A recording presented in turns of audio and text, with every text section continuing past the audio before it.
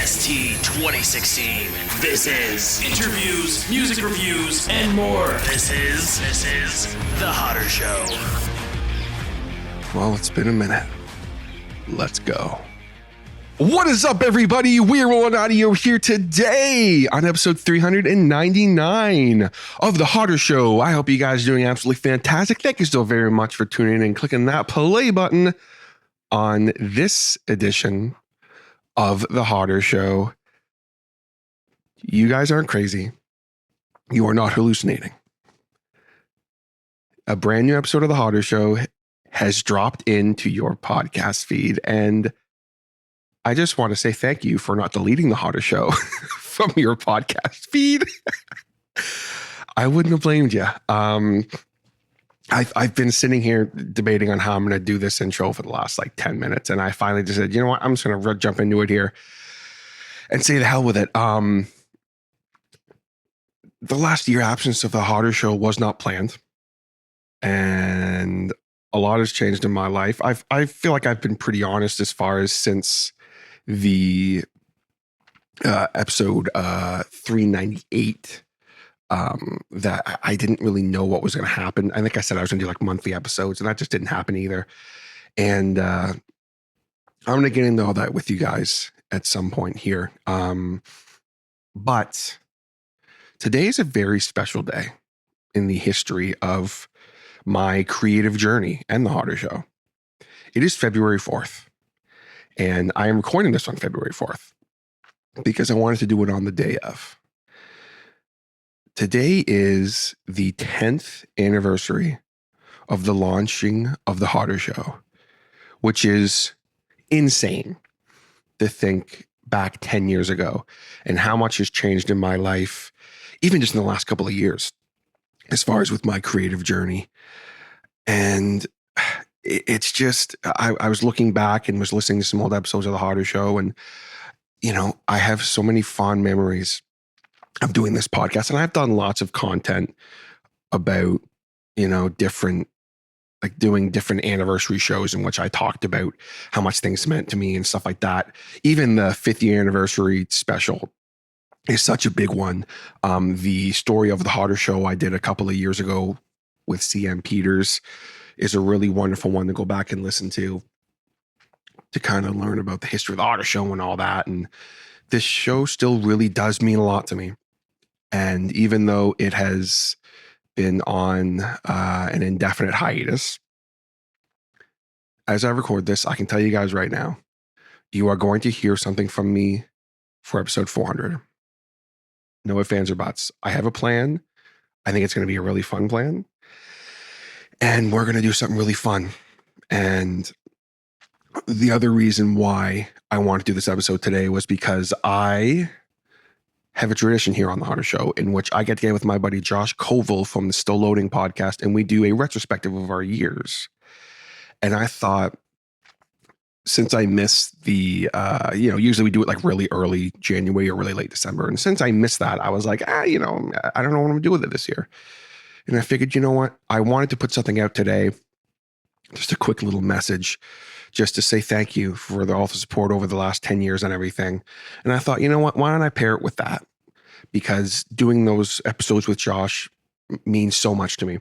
And even though obviously the discussion during the episode has changed to now mostly just me talking about my horror podcast, I still wanted to use it here because it's important in the history of The Hodder Show, my relationship with Josh, because he was my first podcast friend. And the fact that, 10 years later, really, I think it was maybe 9 years later, we're still talking and we're still buds and we're still podcasting together at least once a year for our retrospectives. It just feels very fitting to use here today on the 10th anniversary of The Hodder Show. And I just want to say thank you to every single one of you who ever took the time to listen to this podcast or support me, or who have been supporting my new podcast. If for some reason you are not familiar or you haven't heard and you're wondering what I've been doing, I started a horror narration podcast almost 2 years ago. As I record this, it was a passion I had for a long time. It was something I flirted with for so very long. Even back in the day, before I started the Hodder Show, I used to really love storytelling. And, I flirted over the years on the Hodder Show with doing storytelling type stuff. And then finally I went for it. And when I tell you guys I'm having more fun than I have ever had in the 10 years I've been doing podcasting, and I feel more fulfilled creatively than I ever have in my 10 years of doing podcasting. It's amazing. And that doesn't mean that I hate the Hodder Show and I regret it, but nothing at all like that. I have so many wonderful memories, and I'm so grateful and thankful for this journey and for the Hodder Show, because if I didn't do the Hodder Show and didn't go through the things I did and deal with the things I did and learn the way I did, I wouldn't be doing what I'm doing now. And I can promise you guys, we're going to have something cool coming for episode 400, because the Hodder Show deserves that. Deserves to have something really cool for episode 400. Before I go and hand you guys over to my buddy Josh Covel from Still Loading Podcast to lead us into the retrospective, I want to take a second to give a shout out to a few people. First and foremost, a humongous shout out to someone who has been with me basically from day one, has always supported me and been just a wonderful sounding board for creativity. My brother, Mr. Jason Reese from Jaybird Digital Arts. He did the Hodder Show logo, all the graphics and everything, basically from like 6 months in. And I couldn't do this without him. And I wouldn't be on the journey I am now without him. A huge shout out as well to Brandon Bowden from Bowden Voice for all his support and being the producer of the Hodder Show for so many years. Again, I wouldn't be doing what I'm doing now and on the journey I am now without him. A huge shout out as well to Ryan Wood for being such a crucial part of my journey in the annals of the Hodder Show, being a guest so many times, being my co-host on Mics and Beers, and also being a wonderful sounding board. And a huge shout out to all of the guests who have ever been on the Hodder Show. Anthony Rizzuto pops into mind. Chris from Seagrave, John Ward from Nothing Serious. There's so many people I'm going to forget, but to my regular guests who were on a lot and people who supported this podcast, just thank you. Things have been quiet, and to be kind of blunt, no one's really seemed to mind that the Hodder Show disappeared, just to be honest. And that's okay, to be blunt. That's perfectly okay. But I have heard from a few people, some of those people I mentioned, to want to do stuff. And I didn't really have an answer. The 90% of the reason why the Hodder Show stopped being a thing is because I just don't have time to do interviews right now. My work schedule does not work with doing interviews. It just doesn't. And it had been that way for a couple of years. And I kind of just was like dealing with it. And it's like, I don't want to have to rush things, or I don't want to have to be like, hey, I'm available at like 6 p.m. on a Saturday. Well, that doesn't always work for people. So it's there's a lot of reasons why the Hodder Show stopped being a thing. And again, I'm going to get into it at some point. Maybe episode 400, you'll hear about it. But either way, thank you to everyone who has messaged me. Thank you to everyone who has supported this podcast. It means the world to me. And last but not least, thank you to my wonderful, beautiful wife, Sam, for all the support the last 10 years, pushing me to get into this. 10 years ago, when I sat down one night full of creativity and recorded the first episode of the Hodder Show, she was the first person who heard it. And I sent it to, and she was like, this is really fun, honey. Like, if you want to go for it, like, you should. And I'm sure she grew to regret that. No, I'm kidding. Over the years, she has always been so supportive and wonderful and pushing me. And she still does push me to continue my creative journey. And it means so much to me. So thank you, honey. I love you. And with all that out of the way, I'm now going to throw things over to my buddy Josh Covel from the Still Loading Podcast for our 2025 retrospective. Here we go. Hello, everyone, and welcome to this new episode of the Still Loading Podcast. I'm your host, Josh Covel, and it's come to that time of year, our annual retrospective episode where, every year I sit down and I kind of look back at the year on the podcast, but I don't do it alone. My brother from the Great White North, who from his home in Moose Jaw, Saskatchewan, with a backpack full of goddamn maple syrup and a heart full of dreams, constructed his own ice skates out of paper boat poutine containers that were glued together with tree sap and moose dung. He skated on those ice skates down the Moose Jaw River, passing Thunder Creek, and eventually found his way to the border of Niagara, where he convinced a Mountie to let him wear his uniform and borrow his horse. And in his bright red fanfare, he trotted all the way to Pennsylvania, just so he could record a podcast with me. TJ Hodder is here. TJ, how are you doing, my friend? How's it going, Okay. So first off, just for the listeners out there who don't know, I'm not actually from Moose Jaw, Saskatchewan, but no, he's not. You're from funnier Ontario. If I was. It'd be funnier if I was. You are it's good to talk to you, buddy. East.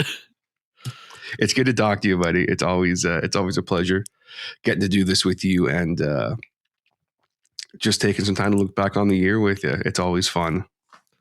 It's a good time, man. And I feel stupid saying this.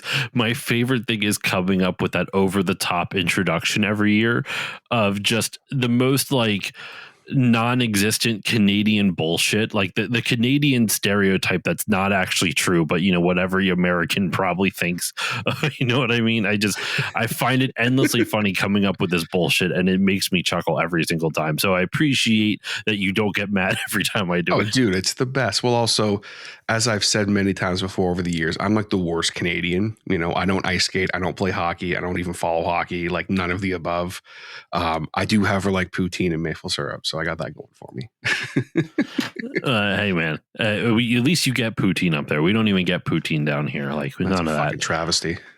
I mean, we get like cheese fries, but that's, you know, it's not really the same. Know, I'm partial to cheese on fries of any kind.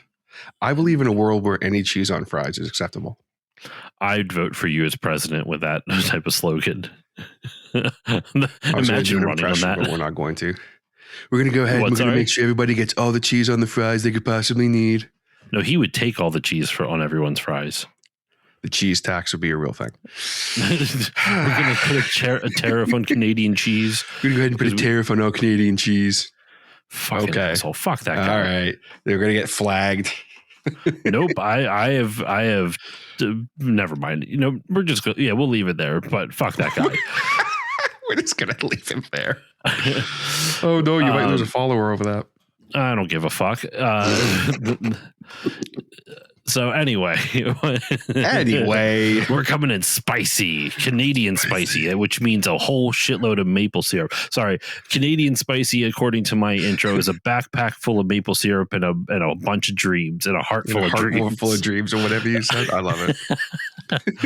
Oh my gosh, TJ! I always look forward I look forward to this every year. I've said before, you know, you and I, our shows are so different, but you were the first podcasting friend that I ever made, and we, you know, so much so that we like exchange numbers and we text each other. Now, we didn't text too much this year, but in other years we have texted a lot. Even so, I think it was even last year we called each other, and that actually gave me. This was not your fault. I called you, and I got a long distance phone call bill. They charged me like $100 for our call. I'm like, you son of a bitch! Not you, TJ, but my fucking cell phone company. I didn't actually know that. Yeah, they charged you that much. They charged me for that phone call like a year and a half ago. I'm like, those bastards! Like, come on, those sons of bitches. I know. I was pissed, but it was worth it because I got to chat with you. Yeah, well, and like, you know, this year has been so crazy just with life and work and stuff, and I had some personal stuff that happened that I'll talk about in a little bit here. But like, it was like, I swear to God, dude, like before I knew it, I'm like, oh, it's like December. Shit. Okay. Time for Josh to reach out to me for our annual I was like, oh episode. Shit, I guess it's time for our annual conversation. That the only time in the whole year we chat, but we know it never really feels like that. It feels like just yesterday we chatted. Oh, for sure. Well, and like, you know, you were saying earlier, like you were also my first podcast friend, and I mean that was how long ago was that? That had to have been.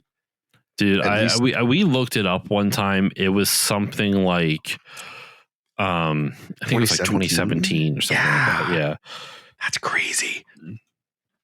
Yeah, it was crazy. But yeah, here we are to look back at our year at our respective podcasts. I know you've had a lot of changeover between the Hodder Show and Tapes of Trepidation, so I'm sure you'll touch on all that. For Still Loading, it's been a pretty good year. Like, also kind of similar to what you were saying, this year on a personal level has been a bit of a whirlwind, without going into a crazy amount. And this is not asking for anything, just to be clear. I'm just being honest about like where my stressors were.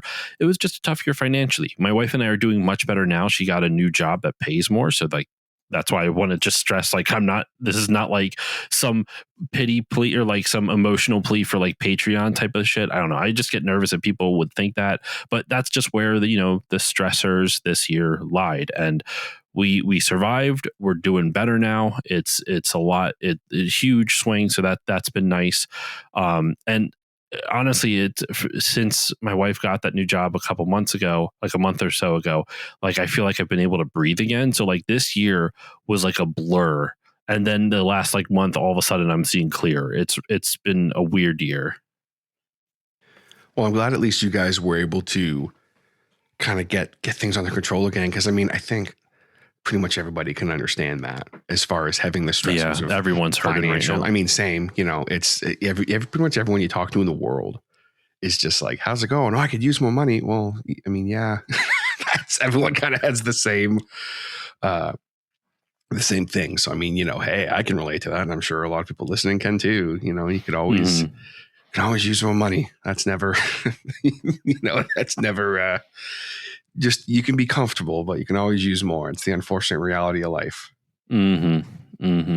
Well, so how have things on the show been on your end with Tapes of Trepidation and everything? Like, Still Loading it was honestly like a deceptively great year. Like, not because of anything, like I said, it was just such a blur. Like, I got to the end of the year like not feeling all that much about, like, not feeling like particularly like one way or another about the show, which is weird. Like, normally I feeling pretty good or this and that, and I was like, wow, that's weird. And then I took a look back, actually like looked at the episodes I put out. I was like, oh shit, there was some good shit that just came out this year. I'm really genuinely proud of. So what about you, man? Like, how did you feel about your year overall? I definitely feel like I had, like, obviously this is, with Tapes Trepidation, my horror podcast, those who don't know, it was my second year doing the podcast. So lots of growth, looking at the statistics from last year to this year. I, technically doubled my listenership. That's awesome. So that's cool. That's great. Everything's heading for that steady, but slow but steady growth is what I'm trying to say. And just had a lot of fun. So I think my cat's scratching to get out. It's the noise. It was distracting me. Just good steady growth. You know what I mean? And a lot of really kind words, some new friends, lots of great supporters. I had just overall just had a blast, and having an outlet like Tapes, where it's a different type of creativity, right? It's fiction, and you can do anything you want in the horror world. So like, I can be as creative and out there as I want, or I can be as, dark and brooding as I want, depending on the kind of mood I'm in. So to have that, and then look at the year and just be like, I mean, even just looking at, statistically speaking, like, last year, my top country was Canada by a mile, which didn't surprise me. But then now this year, the United States actually is, by quite a bit more, which means I have more listeners in the States, which is amazing, because it's not just me pressing refresh on all my episodes, So overall, it's been great. I've had a blast, and I feel like I'm just repeating myself over and over again, but yeah, it was fun overall. And you're a podcaster. You're going to repeat yourself over and over again. Yeah. That's just what we do. That's what we do. That's what we've both been doing for 10 years, well, you more than 10 years at this point. 11 years, baby. 11 years. That's crazy. 11 years young. I still got this. Still got the spring in my step. Yeah, and is just for the sake of saying, because people are hearing this on the Hodder Show feed. Hi guys, what's up? It's been a year Since the last time you heard him. yes, and it was with this. Obviously, the Hodder Show is not really a thing anymore. You guys are going to see me again this year for sure, for something, and I'll maybe talk a little more about it then. But even with the Hodder Show, it was just realizing that my real love and passion is for the world of my horror audio and the tapes Trepidation. Like, it's just, I was saying to you earlier, it's like the amount of creative satisfaction I get from it compared to anything I've done. And I've done a lot of shit, like, all the stuff I've done. And it's just like, it's so awesome. And last year, the first year was more just like, okay, this is fun for the sake of being fun, which is great. And that's really important. And then this year, it was even more fun and important for me. And, with the struggles of this year, having this outlet, but then also to see that, like, oh, there was actually growth, like real growth. And there was actually some cool stuff that happened. And, we're going to talk about our top episodes in a minute, and like seeing that some of my favorite episodes were the top episodes, like just little things like that was just so great. So I just feel, hopefully I'm getting it across, that I just feel so great about it. And, big shout out to all of my supporters and the Patreon supporters specifically, who are actually hearing this on the Patreon feed for Tapes Trepidation. What's up? How's it going? And yeah, it's been awesome. It's been really awesome. That's great to hear, man. That's awesome. I think also, like, something we've said it on other episodes, other retrospectives before, but I think sometimes in the content creation game that, like, which kind of I feel like belittles, especially what you do with it, which is actual like audio dramas and stuff like that. Like you're putting soundscapes together and shit. I'm just having conversations into the mic. But what I was going to say was, I feel like sometimes we don't stop to smell the roses in a sense. Like, I think back on like my show, like right now, my most recent episode at the time of this recording is on, oh my gosh, what is it on? I should really know this. It is on a Super Nintendo retrospective. We're recording this in between the Super Nintendo retrospective and the Mario Super Show episode from earlier this month. And like, I'm really proud of that Super Nintendo retrospective, but I have to already think about like what I'm doing next. Like, I'm in the middle of planning content for 2026, like all my episodes in 2026. In fact, I have, if everything stays the same with the exception of a Patreon poll that I still have to pick the games for the Patreon poll, I have my first 4.5 months already lined up for next year. Dude, that's awesome. It's not like guests aren't lined up. Only one episode so far for the new year has been recorded, but like I have like it's already planned out, which is cool. It's like I look at it and I get excited. I'm like, oh man, all these great conversations that are coming down the line. I'm really excited. But then I don't really get to like sit back and just think about and enjoy, what did I do this year? Like, what's something I'm proud, enjoy what I just put out, like enjoy the feedback, enjoy the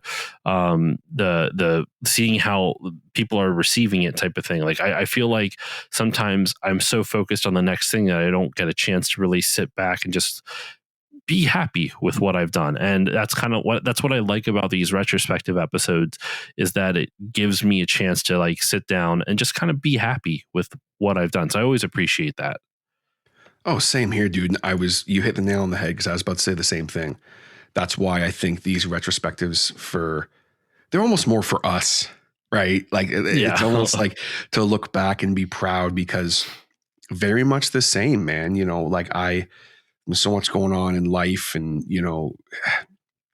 there's some stuff that I felt really proud of at the time, but then looking back now, it's like, oh, that was really special.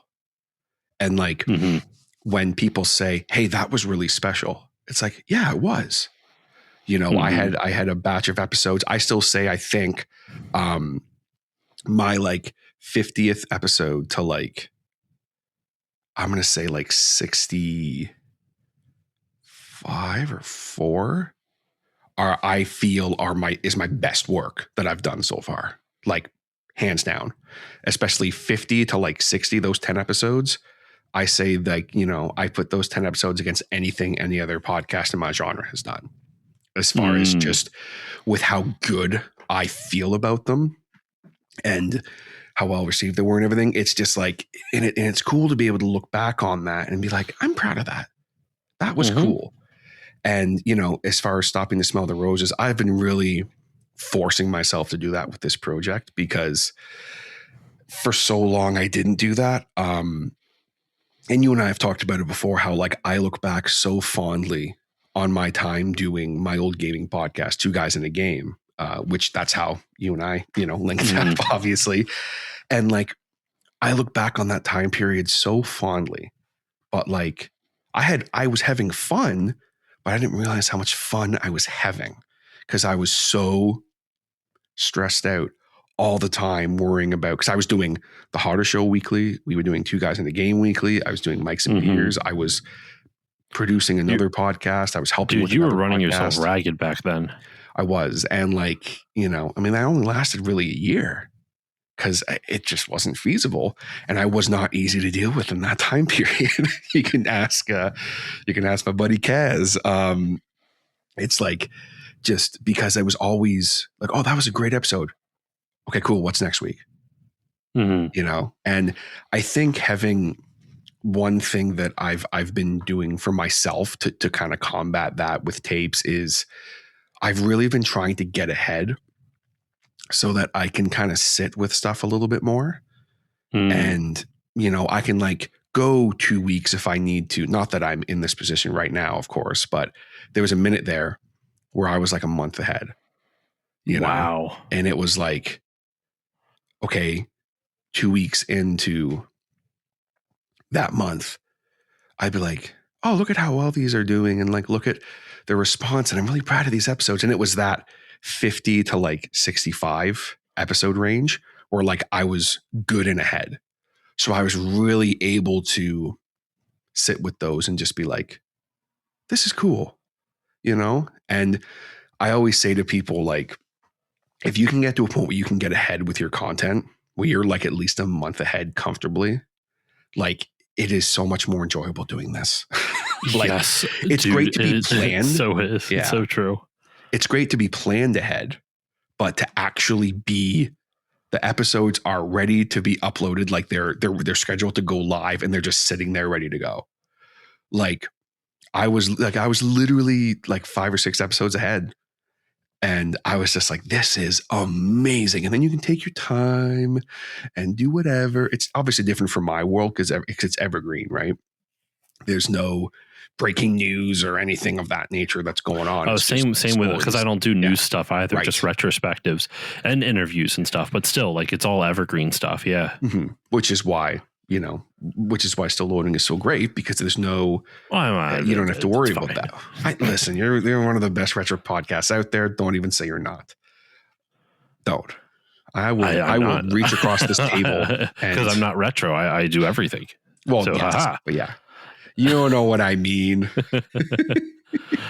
But anyway, I'm rambling, but I just want to say, like, I think it is truly important to have these conversations and look back, and you know, it's crucial. Life moves too fast, and before you know it, you're 11 years into doing something and you're like, oh, like I've done some cool stuff.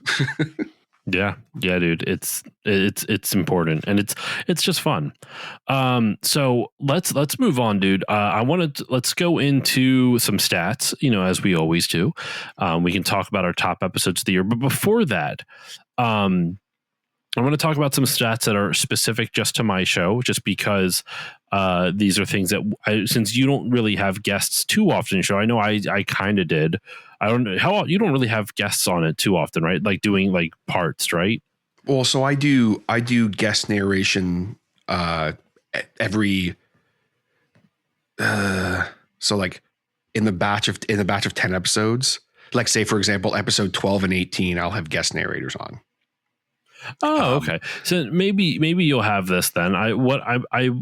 I've been keeping track over the last couple of years how many total guests I have on my show throughout the year and how many of them were first time guests, how many of them were brand new, never been on the podcast before.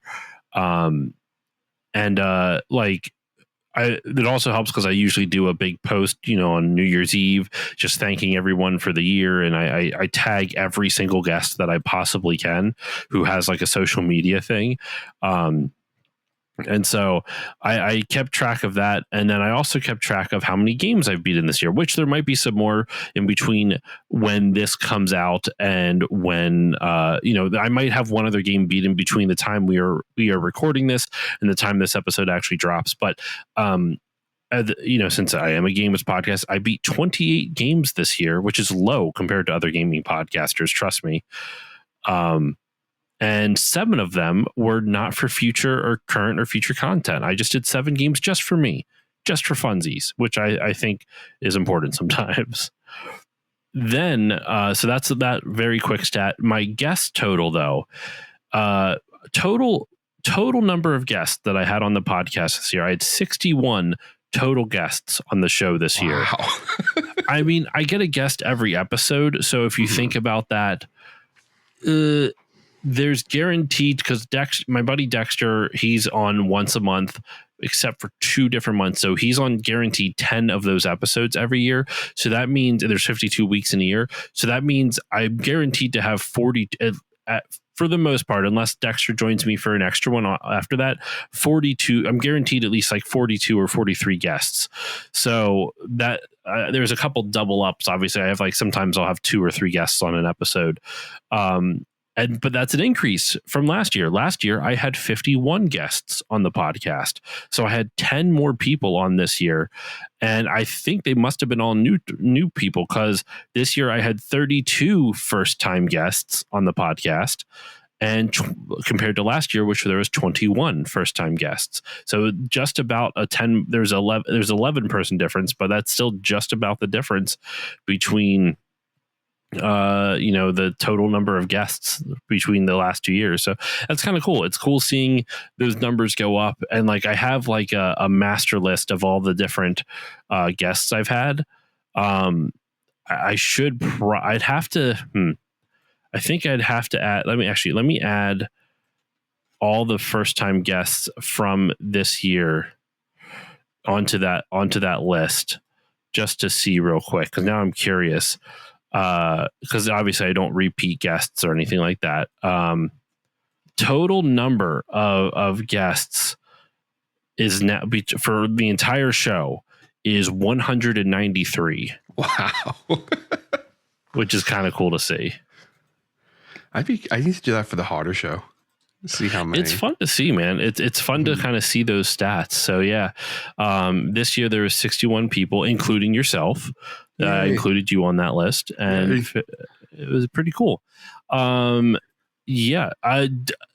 Do you have your guest stats? I didn't tell you this ahead of time, so I don't want to okay. If you don't have it, you can just say I put you on the spot. So listeners, don't be mad at him. It's on me. I don't have that many. So it would be including the stuff that hasn't come out yet, because I'm just, as we are recording this, I am starting the 12 Scares of Christmas series. Actually, tomorrow. On the first scare of Christmas, my true love gave to me. Sorry. A person tied up under my Christmas tree. A person wearing a moose jaw. A person wearing a moose. A person covered in maple syrup, ? So that guest list will increase quite a bit this year with the 12 Scares of Christmas, because I have a guest on every other episode out of the 12. So I think when it's all said and done, I'm going to be at about 26. That's pretty damn, because you do bi-weekly too, right? I do weekly, but yeah, it's you do weekly. Okay. Yeah. It's, maybe more than that, maybe closer to 30, but a couple of those people are repeats. Because I have my normal episodes that are tape number whatever. And then I have 3 kind of special series that I do, the campfire sessions, which I have a guest on every episode. And then I have my Halloween week where I try to have guests. And then I have the 12 Scares of Christmas, which I have guests on as well for. So probably closer to 30 when it's all said and done, but I'm hoping to bump that number up a lot next year and actually make a master list. That's pretty. Yeah, I did it. I did that list like once, like I think before like 2 years ago, I started it, and it just kind of just to keep track for my end of the year posts. And it's fun. It's fun to kind of see that stat. And I'm pretty sure I'm accurate. I might be wrong because I manually tracked it, but that's cool. That's awesome. But still, like 30, like 26 to 30 is nothing to sneeze at for something that is generally like it's a solo show. You know, it's you doing narration. So the fact that you get that many guest narrators on is really cool. Mm-hmm. And there was, let's see, 1, 2, 3, 4, 5, 6 new guest narrators who have never been on before. I think maybe closer to 8, something of that, somewhere around there. So that part was cool. And then obviously having, you know, people who are now good friends being repeat guests is always a blast. And I didn't get a chance to get you back on, but I got a story for you. So we're gonna make that happen. I'd love to have you back on for to narrate a video game creepypasta. Sure. I'll do anything. I don't know if I'm like the best at it, but I will do my damnedest. I still say yours from last year was awesome. I don't know. I thought it was great. That. Thank you. Well, let's get into our stats now, TJ. Let's talk about our top 5 episodes in terms of like downloads and whatnot. Why don't we start off with you? What's your number? I was doing number 5. Did you get 10 or did you do 5? I did do 10, but I can just do 5. That doesn't matter to me. Whatever you want to do. Let's do 10. Fuck it. Why not? Okay. I can pull those numbers real quick for myself. I can get those other 5 real quick while you're doing that. Cool. I can start off though. But so what we did last year, because with tapes, my YouTube numbers and my main feed numbers, which is, you know, I am a podcast, so my main stats come from Spotify or Apple Podcasts or something of that nature. But YouTube is important. There's some great folks who listen to my podcast over on YouTube only. So I wanted to give a shout out to those episodes as well. So I've got both. So starting off at number 10 on the main feed, that number 10th episode was tape number 62, The Cat in the Attic and A Good Night's Sleep, featuring my pal Madam Strangeways doing a guest narration. Really fun episode about things that go bump.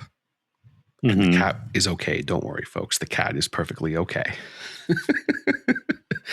And then over on the YouTube, one of my most popular episodes of the year, just not on YouTube. Oh, it was in the top 10 actually.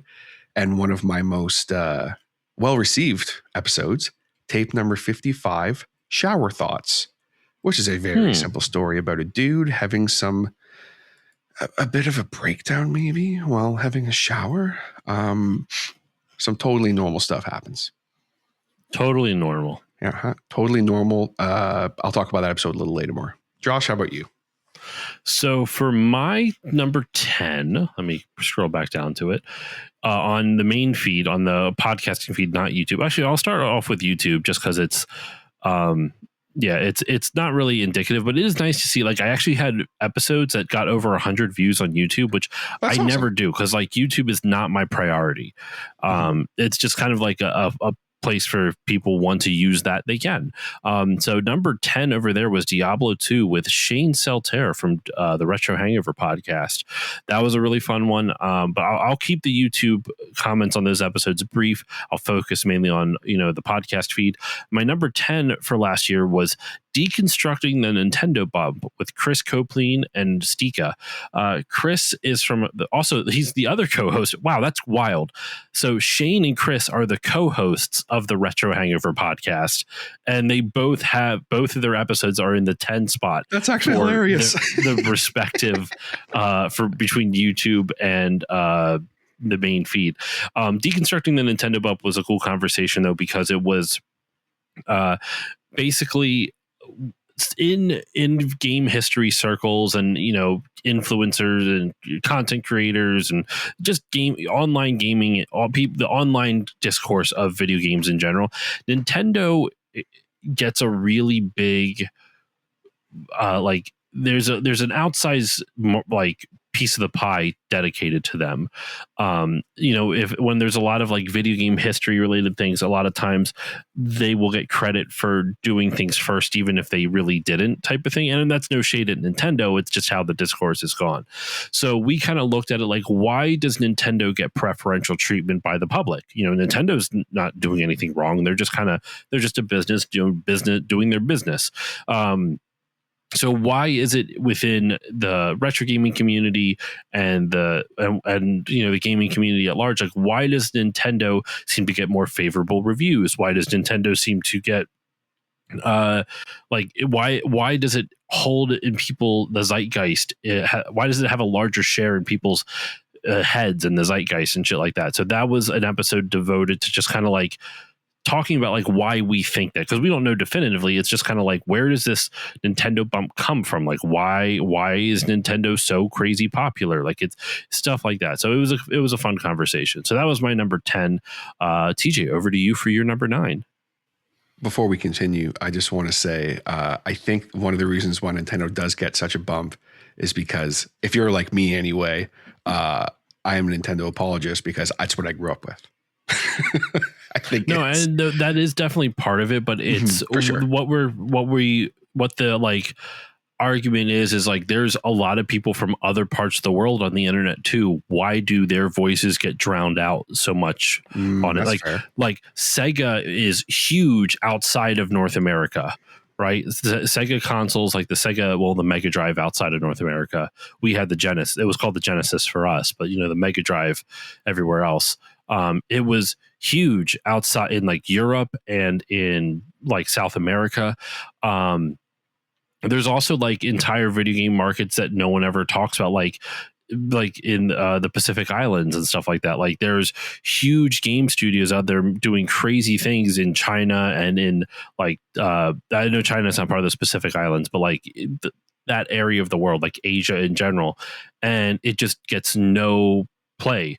Stika is from Portugal, so that was kind of cool to get his perspective as someone who grew up in a completely different country than Chris and I. Chris and I are both Americans, so it was really fun to have him on the show because he's a big proponent of that. He, for example, and this is going to make you upset, TJ, he thinks the N64 is super overrated, especially by Americans, and I don't disagree with him. I love the N64, but it is a very the people who grew up with it love it so much that it creates a weird disproportionate size in people's memories. Like, it's interesting. So I like these types of conversations because it kind of further sheds light on the fact that there's a lot of aspects of game history and video games that just are not talked about because people are so focused on Nintendo. And once again, that's no one's fault. Like, you like what you like. Like, no one's mad at you. Like, I can't be mad at you for liking what you like, but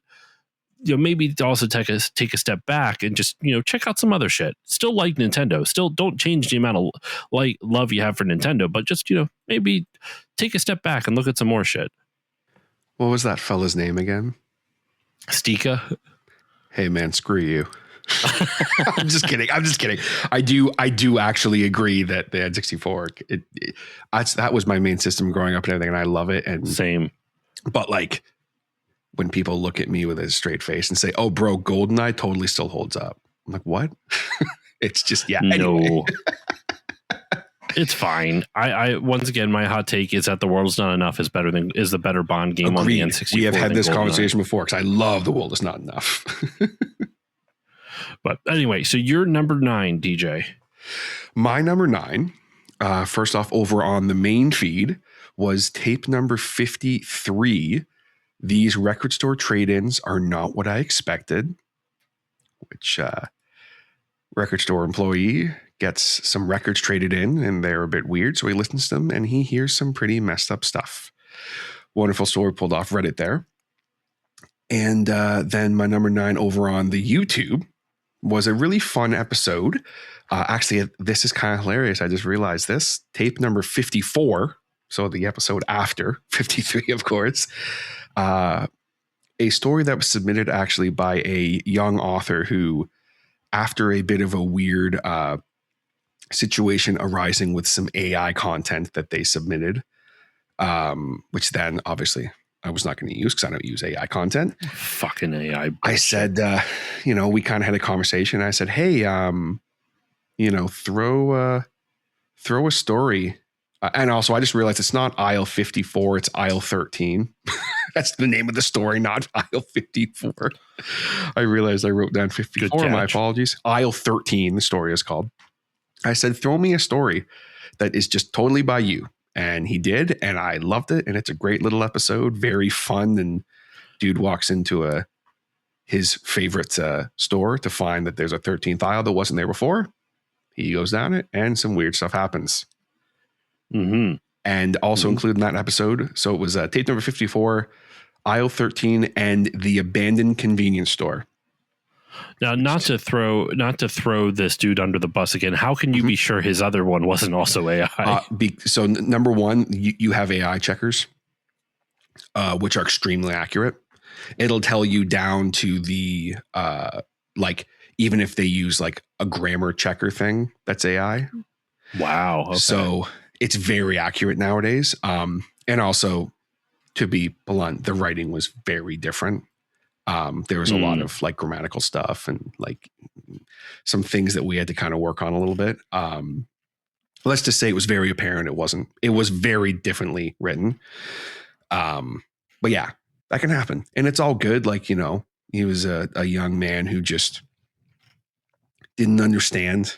And I ended up loving that story. And it was really a lot of fun getting to do that. And hopefully maybe kind of spurring him along a little bit in his writing journey, but we will see. Hopefully hopefully like he realized the reason why take out the quality argument. It's just like the whole purpose of art is to do the art, not just the shortcut. Like the joy of art isn't just the end product, it's the process. Yep. I will be here all day. In case I haven't made it abundantly clear, listeners, fuck AI. Yeah. Oh yeah. Oh dude. I'm like, listen, up until one thing that was interesting this year, just really, really quick. So I was guilty of using some AI art in the early days of tapes. And that was something I was never comfortable with because I was like, I don't like that I do this, but like I need episode artwork. And a lot of the elements that you can use from like stock websites and Canva specifically are all AI. So really? I'm like, I can't not use it. But from episode 55 onwards, I haven't used any at all, at least that I know of. If I have, it was totally by accident. I mean, unfortunately, we're probably going to end up using AI stuff unknowingly. Yes. That's just because it's so pervasive, and fuck them for doing and this like to you us. And you can really, for the most part, you can tell it's pretty apparent, but that's one thing I just want to say that I was very happy that I was able to change over this year going forward. That's awesome. So yeah, those are my number 9. How about you? For me, my number 9 over on YouTube was something we're going to see a little bit later on the main feed, The Legend of Zelda Wind Waker with Super Tendo. Super Tendo is a buddy of mine that I met through Instagram, a really fun content creator over there. And I was like, man, I like his stuff. He's a huge Zelda fan. I got to get him on the show. And we had like a 2.5 hour chat about Wind Waker. It was a grand time. My number 9 over on the main feed, I want to see, does it appear farther up on the YouTube feed? Not that I can see. That is Metroid Prime with the British Bond Addict. I played Metroid Prime. I beat it for the first time. I had played it a while ago, but never beaten it. So I was very happy that I finally beat it, covered it on the show.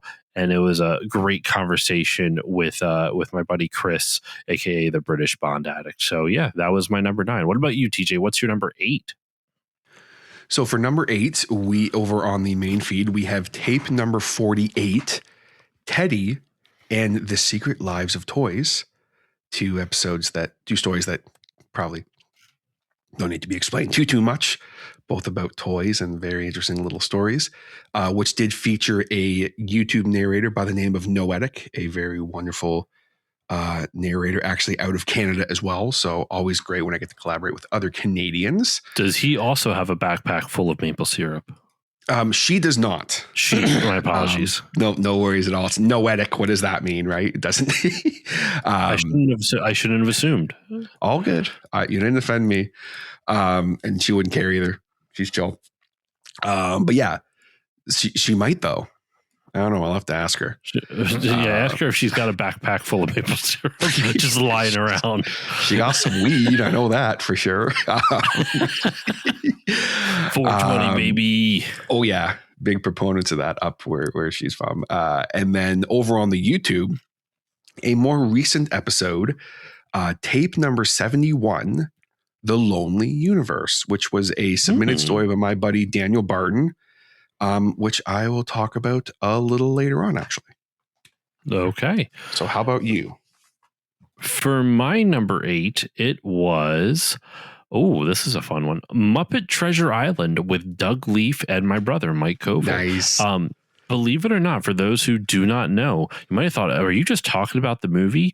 Well, yes and no. There's a point and click adventure game of Muppet Treasure Island that came out in the 90s. And it fucking rules. It's awesome. I don't think, it does not show up on the main feed at all. So, but it was cool. I thought that was awesome that that this made it up there. It's a really good game. It's worth playing, and you can find a version of it. Sorry, hold on. I was like holding in a yawn. Okay. And you can find a version of it. Like they basically, someone ported it to the like modern computers for free, and you can just download it, because it's like impossible to find, like you can't buy it anywhere, right? Like it's impossible to buy like a retail version of it now, because it's, it's not something, licensing and all that other stuff. But yeah, it's cool. So Muppet Treasure Island was number 8 on YouTube. Number 8 over on the main feed is something, let me double check. Does that appear later on the YouTube thing? No. There is a couple that are like, there's one that's going to appear on YouTube that's going to appear later on the thing, just like Wind Waker. Anyway, number 8 on the main feed is Bionic Commando with Diamond Fight and Chris Baines. Diamond, they are one of the hosts of the Retronauts podcast, one of my favorite video game podcasts. And in fact, Retronauts played a big part in my show this year, and I'll explain why a little bit later on. And then Chris Baines is known as Rewind Arcade on YouTube, and he does amazing video game documentaries on YouTube. So we had a great time chatting about the NES game Bionic Commando. That was, in fact, actually the next game on my list, which we'll get to after yours, is also part of this series. And back in April, I did a series called Punch a Nazi Month, where I just covered games all about punching some goddamn Nazis in the face, which is always acceptable, by the way. Always acceptable. And, there was no topical thing that is currently or was happening that made me want to do a Punch a Nazi Month. Absolutely not. Nothing in American politics that... Of course not. Nothing. It was just something I thought would be a fun idea. And I also decided that month, for those who don't know, that month, actually, you know what? I'll share it here. It is coming back next year. I'm doing Punch a Nazi Month again. Nice. And I donated my Patreon money that month to the Trevor Project, because at the time that a lot of the suicide hotline for LGBTQ plus youth was getting defunded here in North America. So I was like, well, I can put my money where my mouth is. And I decided to, the money from that month for Punch a Nazi Month went to the Trevor Project. So that'll be doing the same again this year, which will be cool. So Punch a Nazi Month is coming back with 3 new games. I will not tell you what the games are yet, but it should be cool. So this and one other game from Punch a Nazi Month made it into my top 10. So yeah, Bionic Commando. Nice. I'm all for it. Who isn't for punching Nazis? And if you're not, if anyone feels offended by that, that's very telling. If you're offended by punching a Nazi in the face, maybe violence is the answer, bro. Maybe you need to start punching yourself in the face then. Just so. Fix some shit. I'm chippy on this episode. I never get this snippy. I like it. I know. I like it. I think it's good. I don't know what's going on. Like, listen, people usually know where I stand on shit, but like I'm never usually like this like angry about stuff. I'm feeling snippy today. I don't know what it is. Listen, we both said earlier we're old, man. We're getting old, dude. Like we're hitting our late to late 30s. We're just it's getting to be later in the evening. We've both had long days. We're both tired. We're just like we're just punchy. See, I'm waking up now. This podcast is waking me up. Good. I am too, actually, as it's progressing. I'm like, yeah, it's lighting a fire. Lighting a fire. All right, TJ, you're number 7. I think we're up to 7 now. Yes, number 7, coming in at number 7, Skibbity Toilet, which is what we did last year. It was all Skibbity Toilet and Riz and so forth. I forgot that was our through line. We didn't have a gimmick this year, but that's okay. Gimmick is the backpack of maple syrup. The backpack of maple syrup, which I'm all in on, of course. Number 7 over on the main feed was... So I talked about the campfire sessions earlier, which was basically, to be blunt, I was really burnt out. And I had a lot going on in my personal life. And I was like, I want to keep doing tapes because it's so important to me and I have so much fun doing it. But I don't have time to dig through to do like sound design and music and stuff like that. So basically, I spent 2 months uploading, actually technically doing more work than I normally did, which was kind of hilarious. But I took 3 stories, one of which was a guest narration, and I just added some campfire ambience, and that was it. No music, no sound design, just the story, the sound of a campfire, and that was that. And it was actually very well received. People had a lot of fun with it. It was very different from anything I've done. And it was very low stress for me because there was no, I need to find the sound of a what's the weirdest sound design I've had this year? Like I need to find the sound of a cat climbing a ladder. Like you have any idea how hard it is to find? How do you do fucking very carefully. I can't wait till I can start making my own sound design, which I'm going to be actually hoping to do next year, but we'll talk about that a little later. But anyway, so campfire sessions, a lot of fun, well received. I had the 7th edition of the campfire sessions because I did 8 of them. So I did urban legends. Like each episode had like a theme. This one was Urban Legends Volume 2 because I did Volume 1, of course, earlier on. And you might hear about that episode a little later on. And this one featured my buddy Neil Skarupa, who was a wonderful voice actor and also supporter of my podcast. He's like my number 1 listener, if I'm being honest. Also a great dude, wonderful voice actor. And the episode featured him. And just for the sake of saying, the 3 stories featured was a story called Black-Eyed Children, which is a retelling of that classic urban legend of the Black-Eyed Children. The Blackbird of Chernobyl, which should need no introduction. And then a story called Robert the Doll, which all 3 of those are. That's the Chucky story. Yeah, basically, yes. It's the one based on Chucky. So we did 3. Chucky is based 2, on it. He did 1. Yes. I did 2. He did 1. Really great episode. Big shouts to Neil, which you may not hear from him again, like literally my next entry. Because over on the YouTube for number 7, next entry meaning in the number 6 spot, spoiler alert. Then over on the YouTube, a repeat with tape number 53. These record store trade-ins are not what I expected, making another appearance. Record stores just bringing in the heat this year. And that was a fun one because I got to do like cool, like record store sounds and like rock, like, you know, you walk into a store and there's like rock music playing and like, I got to do some really cool sound design on that one. Actually, I will say I forgot how much I actually enjoyed that episode until I'm thinking back to it now. That was a really cool one. I won't lie. For my number 6, I think if you're cool, if I move on. Absolutely. For my number 6 on YouTube, it is Retro Gaming in High Fidelity with Try from My Life in Gaming. I'll explain that more honestly, the next round, and you'll because that's where spoiler alert for a little bit later. That's number 6 on YouTube. Number 6 on the main feed is Wolfenstein 3D with Ashton Ruby and Aiden Mower. Wolfenstein 3D was the first episode of Punch a Nazi Month last year, and Ashton is a good friend of mine. He's actually part of the Retro Hangover podcast as well. He is he's their editor over there, but he also occasionally guests from time to time. And Aiden Mower is a kick-ass author, writer, and just friend. He's a good dude. He's been on the podcast a bunch, and he's always super supportive. So shout out to you, Aiden. Great person and great podcaster, but more importantly, he's just a good dude. He's awesome, and we had a great time talking about Wolfenstein 3D. So that's my number 6. We're getting up to the halfway point now, TJ. We're up to number 5. This is where the fun begins. Well, I got to do my number 6, but yes. Oh, yes. Wait, no. Didn't you just do number 6? No, I just did number 7.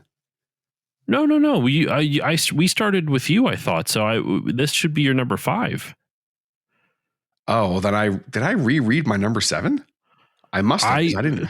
Then I clearly was not paying attention. I just did my number 7, dude. Did you not do your number 7? Was I not I did do mine. So my number 10 was Deconstructing Nintendo Bump. Number 9 was Metroid Prime. Number 8 was... Oh, wait. No, you're right. This is 7. I'm so sorry. We are on 7. I jumped ahead. You did not repeat. I can't fucking count. This is number 6. I had the My same thing happen apologies last year. So to you and yours sorry. this holiday season. So what do you work for... We're sorry. What's that South Park bit where they drill into the ocean and release Cthulhu? I can't remember. I don't fucking know. We are on number 7 now. My bad. Number 6 now. Goddamn 6, motherfucking yeah. God. Okay, so just to clarify, the ones you just said, they were actually your number 7. Okay, yes, cool. They are my number 7. So now we're gonna pretend none of that happened. I casted a spell. You don't know. Number 6, coming in at number 6 for me, over on the main feed, we have tape number 68, The Roswell Thesis, featuring Neil Scarupa, who I mentioned earlier. And this story was written by good friend of the show, Mac Ralston, who is a wonderful, wonderful creator that I got to know after we did one of his stories. Actually, Neil is like the official guy who narrates Mac Ralston stories. He's doing it again for the 12 Scares of Christmas because he just fits his style so well. And Mac's such a wonderful dude. Big shout out to him. If you guys are looking for some short form novellas to read this holiday season or a wonderful novel to read, check out Mac Ralston. Really great dude, big supporter of the podcast.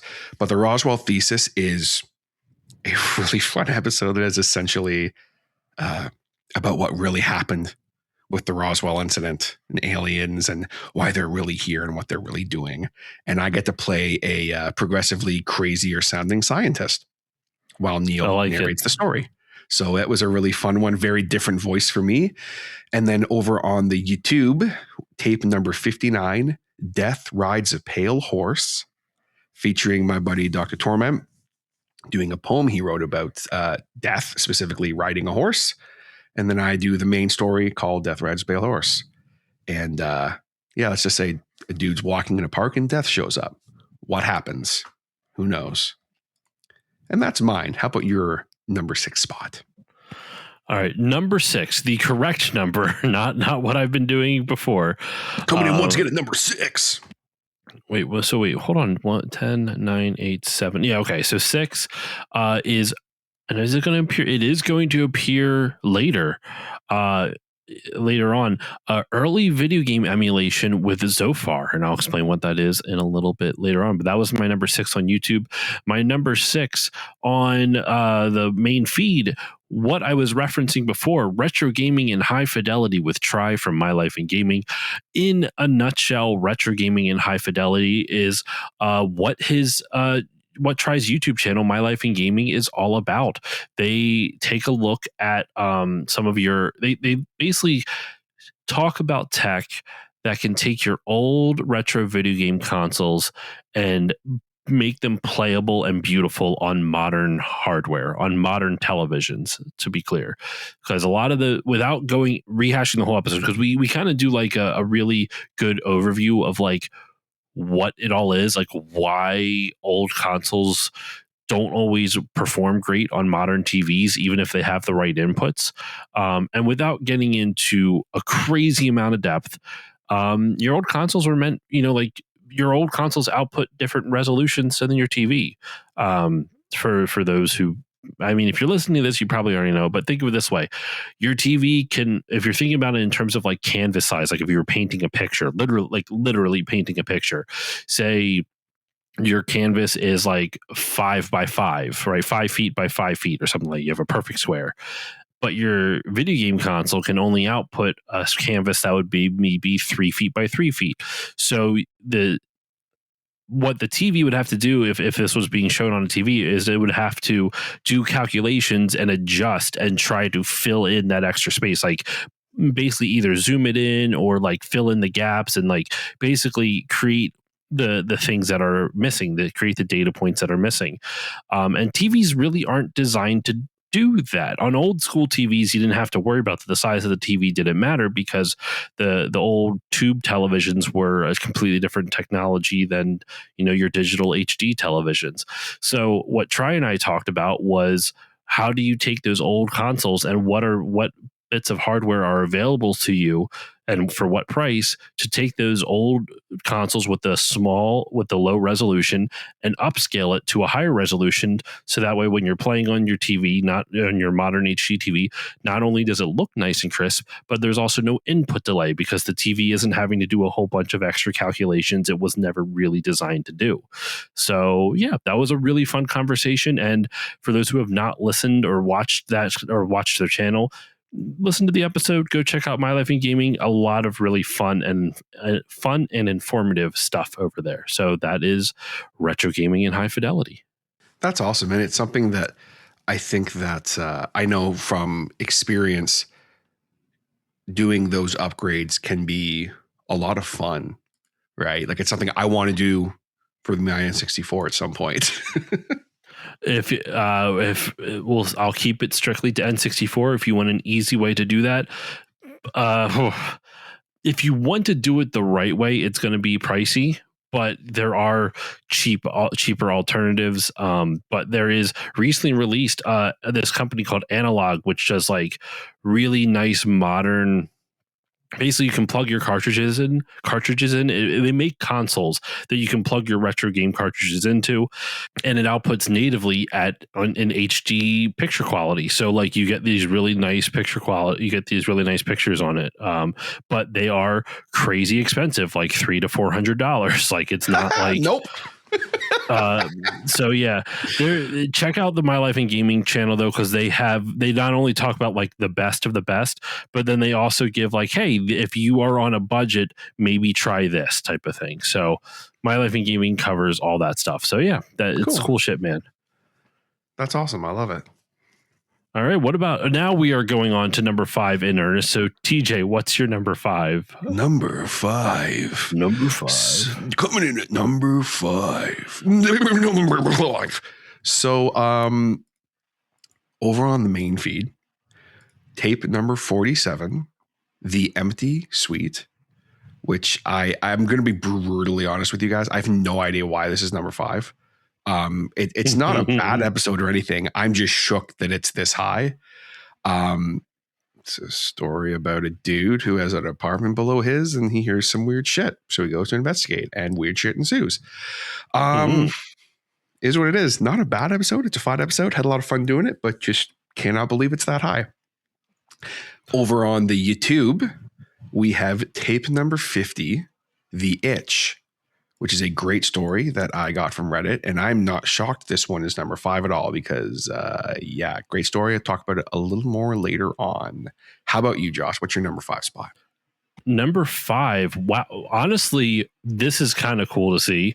Let me just double check to make sure I counted correctly. Yes. So 10, 9, 8, 7, 6. Yeah. Number 5 is literally the most recent episode that I released, the Super Nintendo Entertainment System, which does not make it into my top 10 on the main feed, but it made it into the top 10, which YouTube numbers are much lower, but still it's kind of cool. Yeah, it made it into the top 10. I should have done it by watch hours instead of views, but in any case, we're going by views for this. But the Super Nintendo Entertainment System with Dan Greenberg and Nadia Oxford. Nadia is also a Retronaut, one of the Retronauts co-hosts. There's a bunch of co-hosts of the Retronauts podcast. Nadia has been on the show once before, like I want to say like 3 years ago. So it was amazing having her back on. It was a great time, and it was fun talking about the Super Nintendo and the history of the system and the console wars and all that good stuff. It was a great time. So yeah, that was my number 5 over on YouTube, and then number 5 over on my main feed was The Legend of Zelda Wind Waker with Super Nintendo, which I touched on because that was number 9 over on YouTube. So once again, a great conversation about Wind Waker with a cool dude from Instagram, Super Nintendo. So that's my number 5. What about your number 4, TJ? It's always great when you meet cool people from Instagram. I have a couple of those as well. Through Twitter before that became a hell site. I was going to say, or Twitter, which is how you and I met. But yes, I have 2 good friends now in my podcasting horror world that I'll give a shout out to. I'll give a shout out to them right now. Shout out to my buddy Kai and Madam Stranger Race, who I shouted out earlier. Met them both on Instagram. So it's always fun getting to do that. My number 4 spots over on the main feed is a repeat of one I just said, tape number 50, The Itch, which I'm not shocked that one's up there because that was a really well-received episode. And then over on the YouTube, not shocked that this one is where it is either because of the popularity of the story. Tape number 56, The Quiet Sky, which I'm going to talk about a little more later on.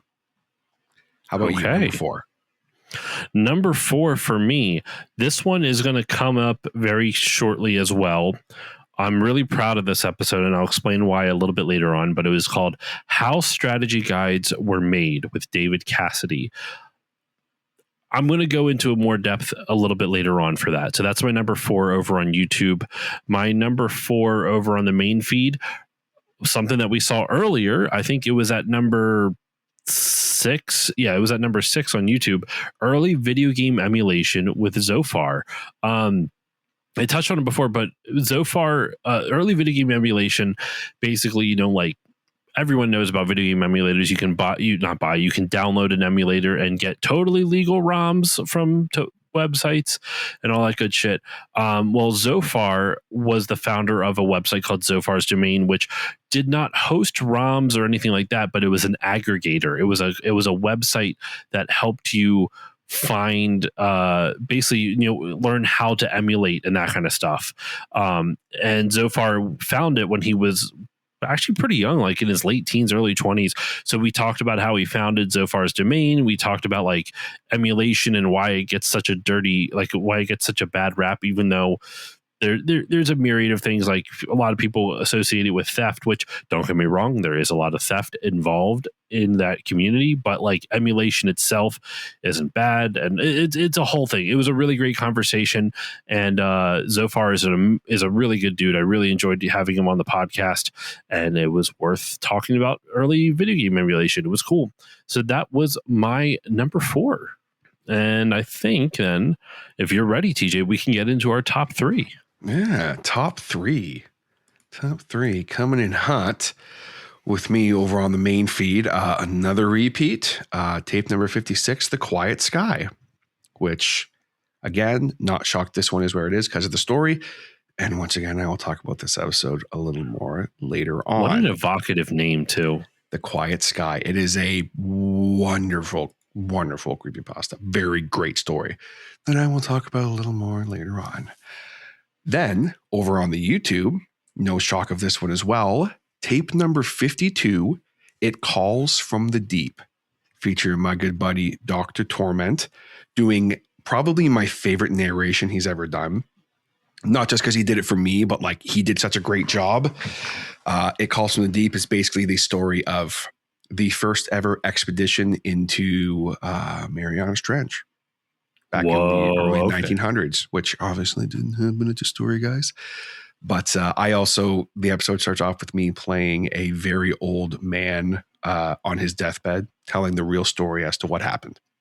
So it's one of those fun things where I got to just sit back and let one of my buddies tell the story, and I got to just kind of build around it with music selection and sound design. And it's a really great story, really fantastic narration by T.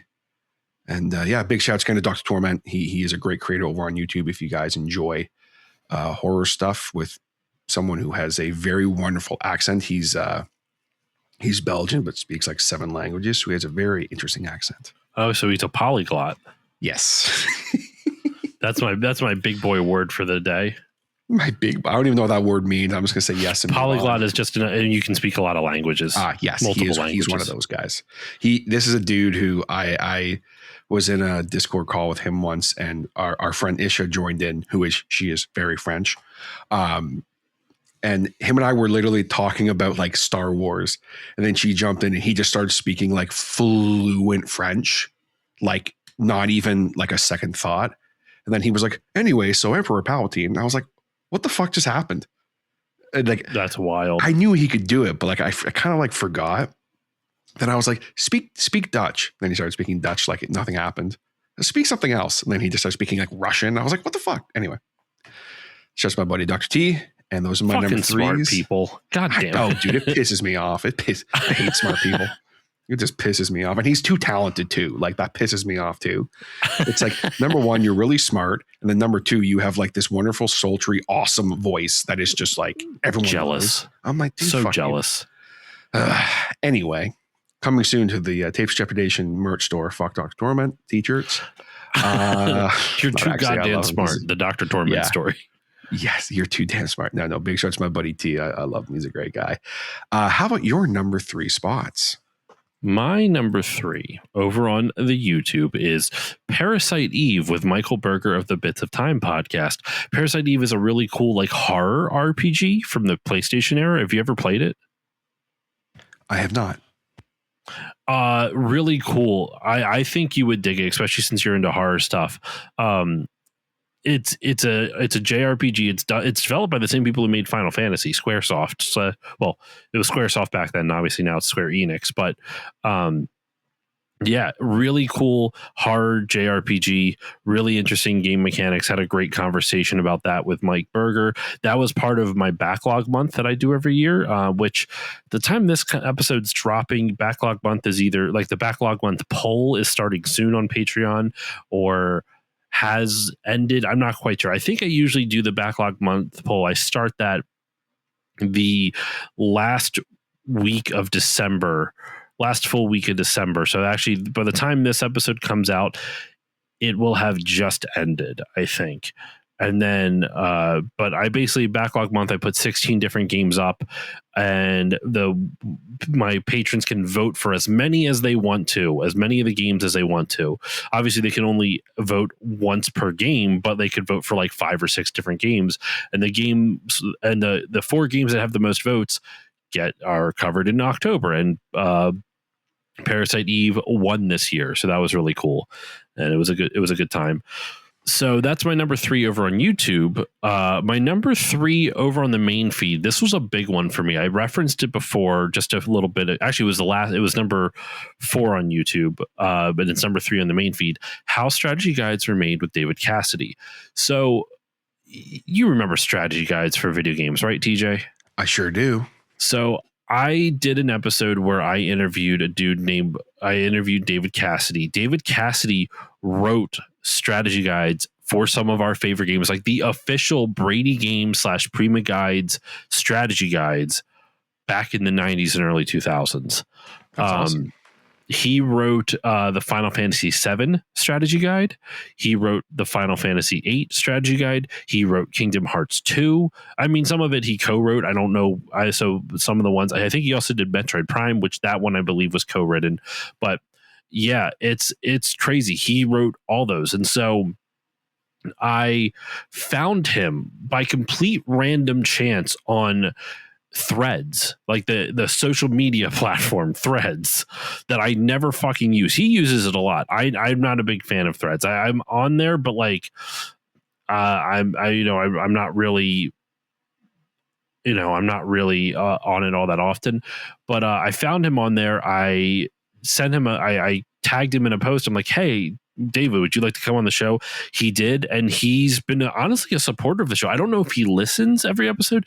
David, if you listen to this, shoot me a message or something. Let me know. But he likes every time I share a post on Instagram and it gets auto shared to Threads, he'll like the post, like for a new episode, like it come like he will like it shortly after the episode drops. So it feels like he's paying attention for it, or I don't know if he's doing that or not, or it's just random chance, but still, like, it's really cool. So shout out to David Cassidy. And I'm super proud of that episode, because one of the things I've always wanted to do, and I don't think I've ever felt smart enough to really do, is do actual like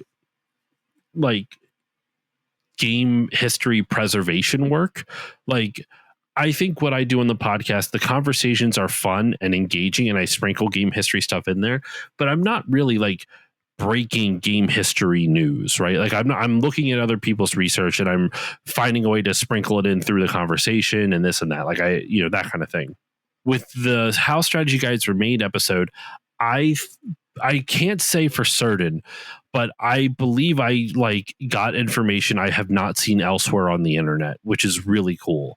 One of the things that I learned from my interview with David was, and it technically, if you're going by views, this would have been my number 3 all time video, but it was a YouTube short, so I'm not really counting it. There was one of the things he talked about in the back of the strategy guide for Final Fantasy VII. There is a world map, and that's how they are in like all strategy guides. You'll see a world map of the game of the RPG you're playing. And in the olden days, what they would do is they would just get screen grabs of different parts of the world, and they would just kind of stitch all the screen grabs together. But on the PS1, the camera can move. And so how do you make sure that like you keep the camera consistent? It wouldn't work the same. It just could not work the way they did it beforehand. So they had to find a way to do a world map without being able to stitch together a bunch of screen grabs. So they commissioned an actual artist, and there is an oil painting they commissioned an oil painting of the Final Fantasy VII world map, and they took a really high quality professional photo of it, and that is what's in the back of the Final Fantasy VII strategy guide. And I asked David, I'm like, does this painting still exist? He's like, yeah, I know the guy who still has it. I'm like, that's crazy. So like the oil, like the painting, the picture that was used for that world map was an oil painting, and that oil painting still exists somewhere. Like, that's so fucking cool to me.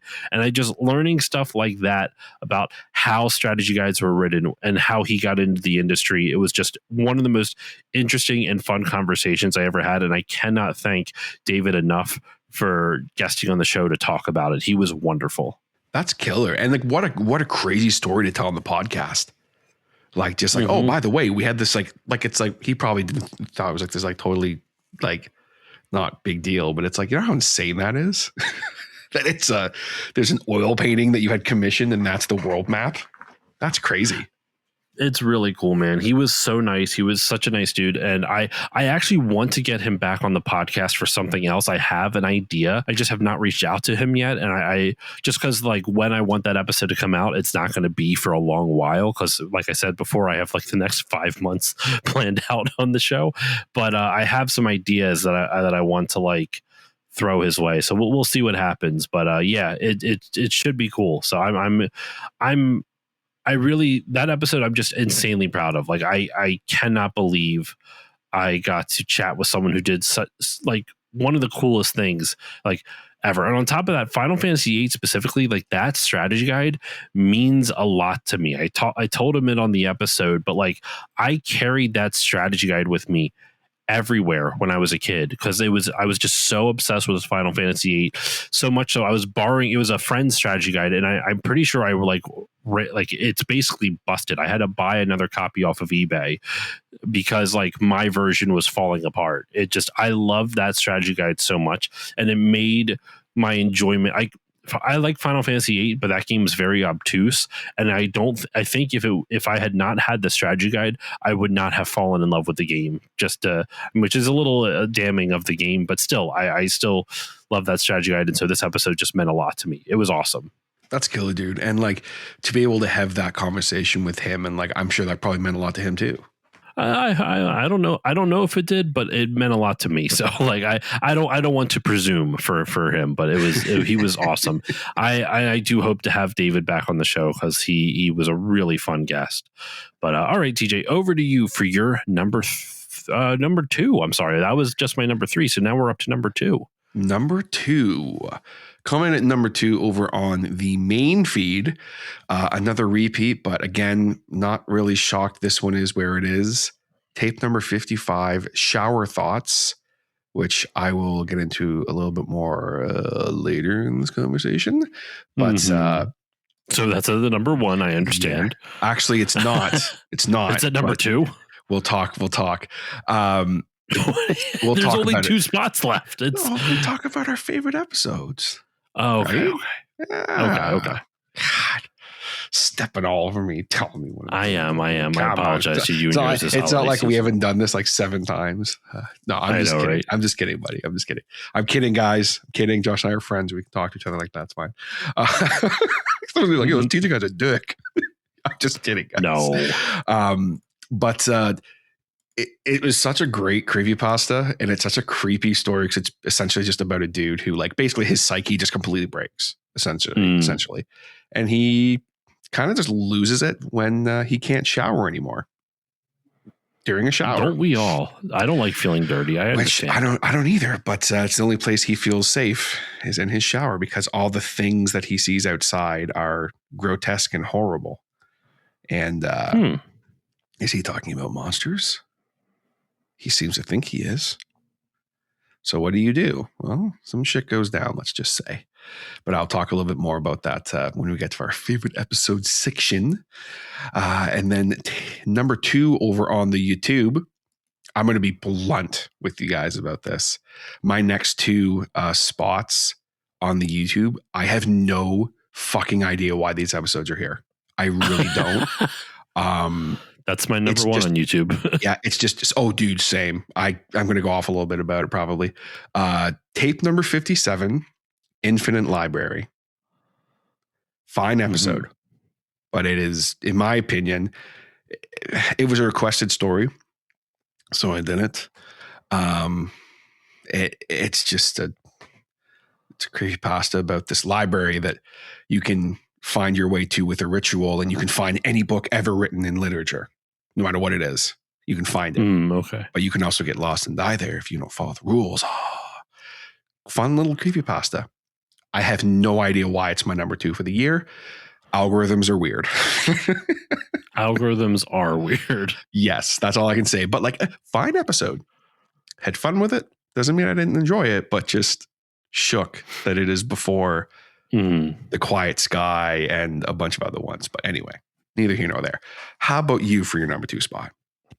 My number 2 spot over on YouTube is something that it's the only time this has happened in the entire list. It is the same number 2 for both YouTube and the main feed. Now that's cool. It is Castlevania with Jeremy Parrish. Castlevania was part of my backlog month as well. That was so actually 2 episodes out of the backlog month made it on YouTube. It looks like only 1 from backlog month made it on the main feed, which is this one, Castlevania. This one was super important to me because Jeremy Parrish is one of my biggest inspirations. I really look up to the work he does. He is a phenomenal games writer, and he was a journalist for a number of years, and now he does Retronauts. He is one of the main co-founders of Retronauts. A lot of the other guests I had on, Diamond Fight and Nadia, they have been frequent guests that turned into like one of the rotating band. That have turned into one of the rotating hosts of Retronauts. But Jeremy was there from the beginning. He founded it back when it was oneup.com and then did it for a number of years with oneup.com. Then when OneUp went away, him and Bob Mackey and Ray Barnhold rebooted it. and they did that in 2013 when I actually first discovered them. Then that's when I first started listening to them, and it's just continued to take off since then. Like Retronauts is a huge video game podcast, and having the co-founder, or I don't know if he is the founder or co-founder, I don't know exactly, but he is one of the he is like one of the founders, if not the founder of Retronauts. And having him on the podcast was just a huge honor for me. I was very nervous going into it, especially because Castlevania is like his favorite game series. So I was so honored that he agreed to come on the show to talk about it. And it's funny, it didn't make it into the top 10s, but I actually had another Retronauts one of the like I said, there's the 3 people that rebooted the Retronauts podcast in 2013, Jeremy Parrish, Bob Mackey, and Ray Barnhold. I had one other of them on the podcast this year, which was a really big like honor for me as well. So it was kind of cool to have 2 Retronauts like borderline found it. Well, one definitely, because he started it in the one updates. I just don't know if Bob or Ray also was with him when he started Retronauts, but it's crazy. So Castlevania, it was awesome getting to play it and beat it for the first time with no save states either. I beat it without save states, which is crazy because that game's fucking hard as shit. And it was an awesome time. It was a great episode, and I'm just so honored that Jeremy agreed to come on the show. So shout out to Jeremy, awesome person, and just very happy I got to have him on the show. That's awesome, and I'm so glad that you got to be able to speak with someone that you have such admiration for. That's killer. There's a handful of guests that are on like my whiteboard of like, like our vision board or someone, whatever you want to call it. Jeremy was one of them. He was one of the guests that I had on my dream guest to get on the show. He was no, and this is no offense towards him. The others are a little bit harder to get. It's like Kevin Smith is one of them, which, that man is so busy, and I don't even know if I'd really be able to like get him on the podcast now, but like Kevin Smith is one of the reasons I started podcasting as well. So I wanted to get him on the show. And then Matt Gorley, who I know he knows my show exists, but I don't think I will ever get him on the podcast as well. Jeremy and I are at least in the same sphere, with gaming and whatnot. And I've had other Retronauts on the show before, which also helps. So like, it's just, it was awesome getting him on. So I'm just so grateful that I was able to get at least one of like my dream guests on the show, and Jeremy was one of them. That's awesome, man. I love it. I love to hear stuff like that. And never say never about getting those guests on. You never know. I'm not holding my breath. I just, if an opportunity arises, I will find a way. I've tried to reach out to Matt Gorley a bunch of times, like through Instagram DMs and stuff like that. And, he's got a ton of followers. He's also not the biggest social media user. He does it mainly just to promote his stuff. He's not like someone who like is active on it all that much, because I think the vibe I've gotten from it just tweaks an anxiety type of thing, which is valid because social media is designed to kind of do that. So I don't know if I'll ever be able to get a chance to have him on the show. Plus, also, he is the producer of Conan O'Brien's podcast, which has gotten huge, like from the moment it started off. So he was the producer of it because he's a well-known podcaster. And then it's funny, if you listen to the early episodes, Matt doesn't really talk because he's just the producer, but normally producers don't always talk on mic, but Conan being Conan always kept like kind of asking him questions and engaging with him. So eventually he just became one of the primary, like he just became part of the team, which was kind of cool. So we are up to our number 1 now, TJ, our number 1 most popular episodes of the year. What are your number 1 episodes of the year? So I'm going to start off with YouTube because I was a little harsh on this episode earlier, and I kind of meant it to be tongue in cheek. But my number 1 episode over on YouTube by a mile, like it's not even up for debate. It's actually my number 1 episode on my channel by quite a bit. It came out January 3rd, 2025. So kind of hilarious that, it's tape number 45, KXXV New Year's Day Interruption. And I should have been doing this the entire time, but here's the actual like little blurb. At 1:42 a.m. on New Year's Day of 2002, the ABC television station in Waco, Texas, named KXXV, was hacked into and a creepy broadcast was sent over the airwaves. Very creepy, kind of like media-based creepypasta, which I love media-based creepypastas. I always think they're very interesting. Written by basically the person who was like in charge of the creepypasta wiki, Post Huen. I always mess up their name. But yeah, it blew up and I don't really know why. Like, again, fine episode. I had a lot of fun doing it. It was kind of different for me, but I definitely don't think it's my best work. Is what it is. Don't question it. Don't question it. Yeah, I don't really have anything else to say about it. I feel kind of bad, but great story. Had fun doing it. No idea why it's number one. The algorithm is weird. That's all I can really say about it. But over on the main feed, and I'm going to get into a little more detail about this shortly, but my number one for the year over on the main feed, again, by quite a bit, was tape number 61, Regret on a Lonely Road, which is actually an original story that I wrote about a man who finds himself driving on the familiar back roads he has frequented throughout his life after his heart is torn out and his entire world comes apart.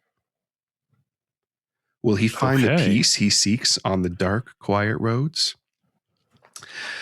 This is a very special episode, and I will go into a little bit more detail shortly when we get to our favorite episodes. But it was very overwhelming that this story was number one, that this episode was number one, because it's very special for a number of reasons.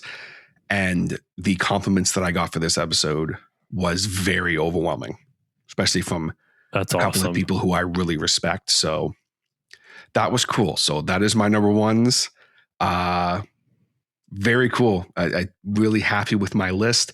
Obviously, there's some repeats. I meant to do the blurb for each episode. I was going to do that this year. I totally forgot.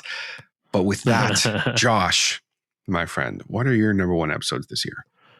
Oh man. So real quick, honorable mentions to my two reels that actually had it that did pretty well well to my standards. The Final Fantasy VII World Map oil painting, and then my number one was a reel called Is Ultimecia the Sam Reich of Final Fantasy VIII. That is a very weird deep cut with Dropout TV, the streaming service, and Final Fantasy VIII. So shout out to that one. It honestly doesn't make any sense to explain it right now, so I'll just leave it at that. You have to listen to it if you really are curious. But the number one episode on YouTube, and I genuinely, I am so confused by this because it's not an episode. Like every episode that it was my number, like on the ranking on YouTube, came out this year, with the exception of this one.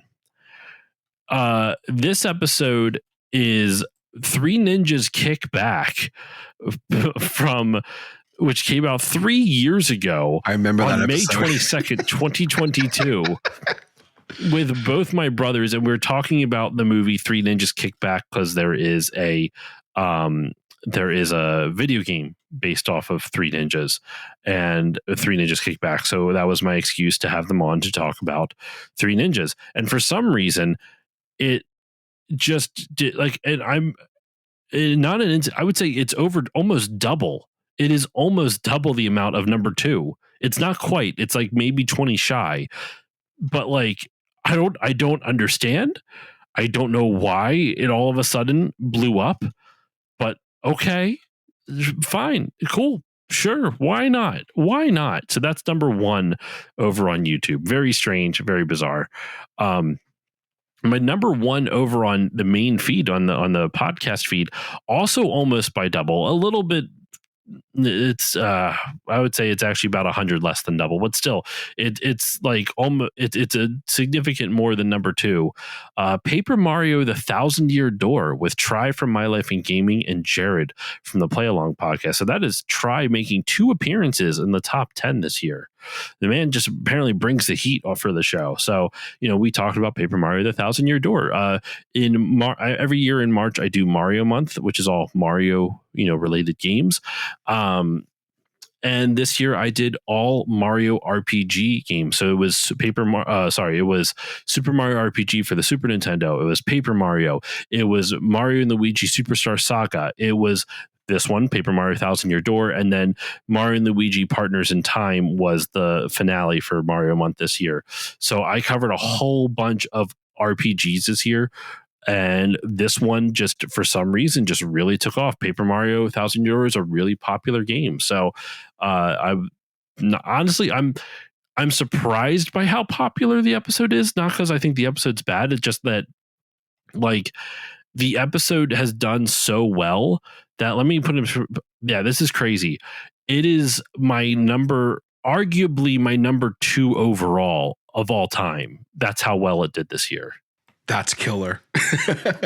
It's technically listed at number 3, but Final Fantasy IX is my number 1 only because at the time that came out, I got advertised like a free advertising thing that they were testing it out, and that bumped it up to over double what the number 2 slot is. So I'm not really counting Final Fantasy IX at the number 1 because I would say probably it's closer to being in the middle of the top 10. I still think it would have been in a really high ranking, but nowhere near where it is actually. So technically Paper Mario: Thousand Year Door, I'm just going to declaratively say it. It's number 2 overall, even though it just came out in March of this year.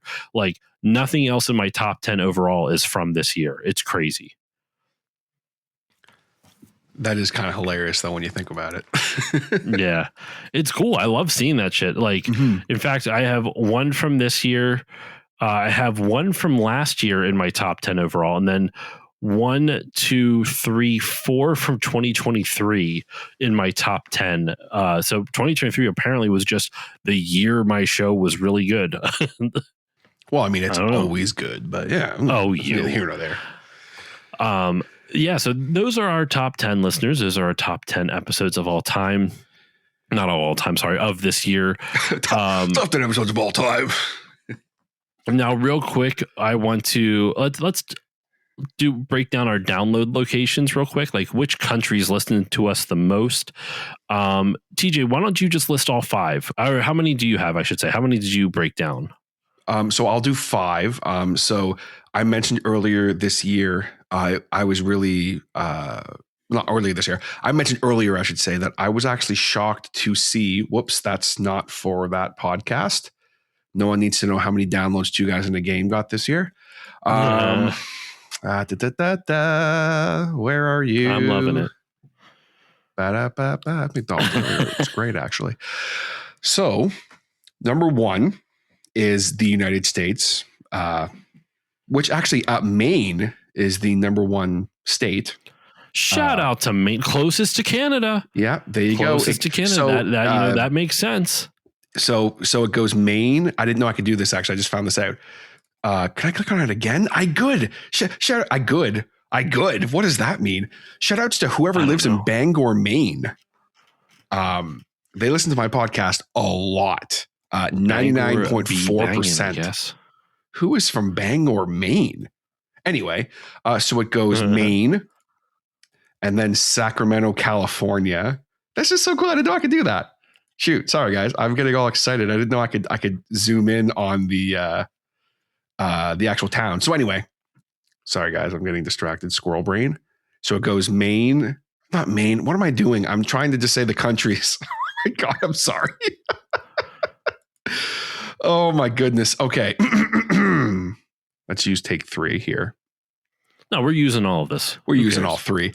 That was a joke, by the way, guys. So it goes the United States, Canada, which just for shits and giggles. Ontario's number 1. Oh, what? Excuse me. I can't zoom in on the cities in Ontario. God. freaking ridiculous. The United Kingdom is third, which England is number one. Shouts to my boy Dews, who is definitely that guy. Australia is number 4. South Australia specifically. And then India is number 5. And I'm not going to try and pronounce the region because I'm not going to be able to. For myself, U.S. is my number 1 overall. So if I don't count the U.S., because that's not surprising. Like I think, I'm a U.S. based podcast. It's a lot of like North American centric video game stuff. So like, of course, it's going to be more popular in the U.S. So if I discount the U.S., my number 5 most popular is Australia. So technically number 6, but you know what I'm saying. Australia, then Spain, bizarrely enough, is at number 4. China would be at number 3, Canada at number 2, and the United Kingdom at number 1. Once again, excluding the United States. If you're including it, bump everything down 1 slot. But if you're excluding it, the UK. So TJ, I'm disappointed in you Canadians. You're bringing it. You're not supporting me here. What's going on? So I had a conversation with all Canadians, and we all agreed that the support for the Still Loading podcast needs to increase next year. You better start with Ontario, goddammit, because I broke it down also by province, and Quebec is a lot higher. Hey, this is on you. Shout outs to it is on me. Solely on you. Well, you're my number 11th most listened to podcast this year. So throw that out there. Thank you. That's more than I listen to you. So there you go. I don't have a leg to stand on. I didn't see Pennsylvania in my top thing at all. That's right. Fuck it. No, that's right for you. No, but in the UK, it was then also Scotland for some reason had like the most listens in Scotland, and then Greater London, and then the Southwest. They just said Southwest. They didn't say like a specific town, just a region, I guess, Southwest. And then in the US, it's interesting. If I break it down by states, it's California by a landslide. Oh, actually, sorry, no, not by a landslide. California and Texas are very close. California is number 1. Texas is number 2. Technically, number 2 in terms of download numbers, it's just listed as United States -other. So like just the U.S. in general. But if you take that out, it's California, then Texas, then Arizona, and then 4th is Pennsylvania. My home state can't even get into the top 3. Like, what the fuck, Pennsylvania? Come on. So yeah, that's kind of cool seeing the where everybody was listening to and whatnot. I'm trying to see if I go all the way. Let's go to my least listened to country. I'm going to go to the very bottom, right? There's a number of countries with only 1 download. We have Uganda, Azerbaijan, Qatar, Nepal, Senegal, Ethiopia, Algeria, Georgia, Jamaica, Guatemala, Libya, Myanmar, I don't know how you say it, Kuwait, Montenegro. There's a whole, I'm not going to keep reading it, but there's a whole bunch of like 1 download countries. Uruguay. Shout out to the listener over there. Appreciate you. But all right. So those are our stats for the years for this year, listeners, excuse me. I'm all over the damn place. Let's do this because we are running pretty long already. We are, I'm not surprised. We're at an hour and 40. This is something that we do every year. We go really long in our annual retrospectives. I didn't really like, because this kind of ties into, you were talking about our favorite episodes of the year. I'm going to do, for me, proud moments / favorite episodes. And like, it's kind of like, I'm going to do kind of a combo of the two. For me at least. So do you want to do like maybe 3 of our favorite episodes / moments for the year? Sure, let's do that. Cool. Why don't you start? So I'll run through my 3, you run through your 3, then we'll get out of here. Sounds good. Sounds good. Cool. All right. So for my 3rd, tape number 56, The Quiet Sky, which I did talk about earlier a little bit. It was a really fun story, really popular creepypasta. It's essentially a Lovecraftian-like alien that hears the broadcast that humans put out into space and then slowly comes for us. And it's really a horrifying story because it's about the unknown. And it's a rather long one for me, at least. And that recording session was interesting because I thought the story was a lot shorter when I started it out. Mm-hmm. And then I realized like halfway through, I still have like a couple thousand words to read. So it was almost like I kind of tricked myself into doing a longer story, which was fun. And one of the reasons why I had so much fun with it, aside from the narration was a blast to do, I got to do some fun world-ending sound design right at the end of it. That's the last thing you hear on the episode.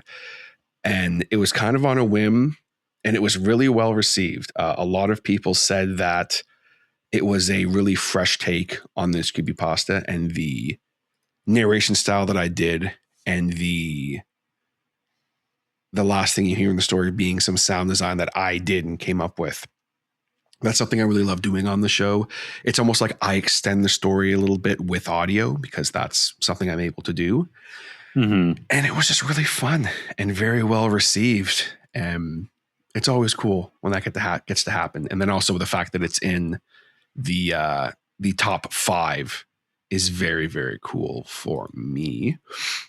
As for my number 2, tape number 55, Shower Thoughts. I already kind of talked about what the episode's about, but this one is fun because right now, if you ask me to send you an episode that I feel is probably the best episode overall of tapes, it's probably this one, because people have said it is without a doubt my creepiest performance to date and my best performance to date overall. That they actually got goosebumps a few times from it due to not only the content of the story, but my performance in it. Because it's essentially a story about someone's psyche just fully breaking. So it goes between extreme emotion and anxiety and all those feelings of like, this guy's basically just like having a panic attack. And he's like, it really delves into some mental health stuff. And then it breaks and he just basically goes insane. So then I have to kind of flip the switch real quick. So that was a really challenging performance for me, and I gave everything I had into that. Also the sound design and everything, the music for it. It's such a killer story. And a couple of my voice actor friends who I have a ton of respect for, who also don't give praise easily. Like they're always very kind, but like I know when I've done something good when they're like, dude.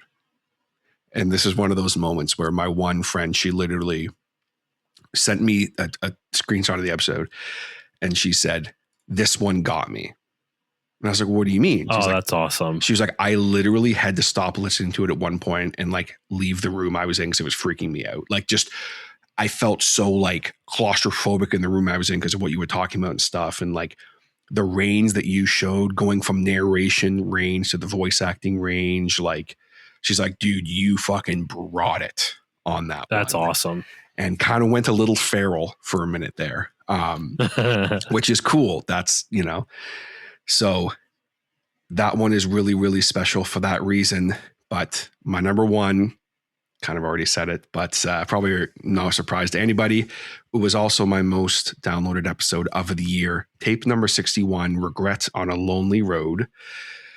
This one is special for a number of reasons. Mostly it's due to the fact that it's an original story that I actually came up with this idea a while ago. And I finally sat down and wrote it during what was a 3-day power outage that we had after a crazy ice storm that we had in town here. And I wasn't sleeping because I use a CPAP and I can't sleep without it. And I don't have a battery for it. So I basically just wasn't sleeping for like 3 days. So you could maybe say I was a little loopy. A little loopy. but I sat down one night at like 3 a.m. because I wasn't sleeping. And I just finally wrote this story out. And it's essentially the story of a man who loses everything in terms of like love in his life. I said earlier his heart being torn out. I didn't mean literally, but yeah, his heart's basically torn out. And during the narration and throughout the story, he hints at that he did something terrible. He did something horrible. And he is, after his life has kind of come to an end in his own mind with the love of his life, essentially she just leaves him, basically, is what happens. He retreats to these back roads that he always used to go to, and he would go for drives with the windows down at night and to clear his head and stuff, which that's all from me. Like, that's how I spent a lot of my teenage years and a lot of my young adulthood, was doing that kind of stuff. Like, I'm all about it. I still do it to this day. So I put a lot of myself into this story, aside from the obvious things. But it's funny how so many people thought they knew where the story was going. And I got several messages about this where they were like, oh yeah, it's pretty apparent what he did, the horrible thing that he did. And then the reason why this story I think was so well received was, number one, the narration was very emotional for me. I actually, there were several times where I like actually cried during the narration process, which is always interesting when you're trying to channel that emotion. But people were like, holy fuck, like you took it to another level on this one, which again, that's so kind. I literally had tears in my eyes when some people said that. It was really cool to see. But the fact that the reason why this episode is so interesting is because it's not really creepy right up until the end. The last like minute and a half of this story is like, oh shit. And I'm very proud to say nobody saw the ending coming. I thought it was pretty apparent, awesome, but apparently not.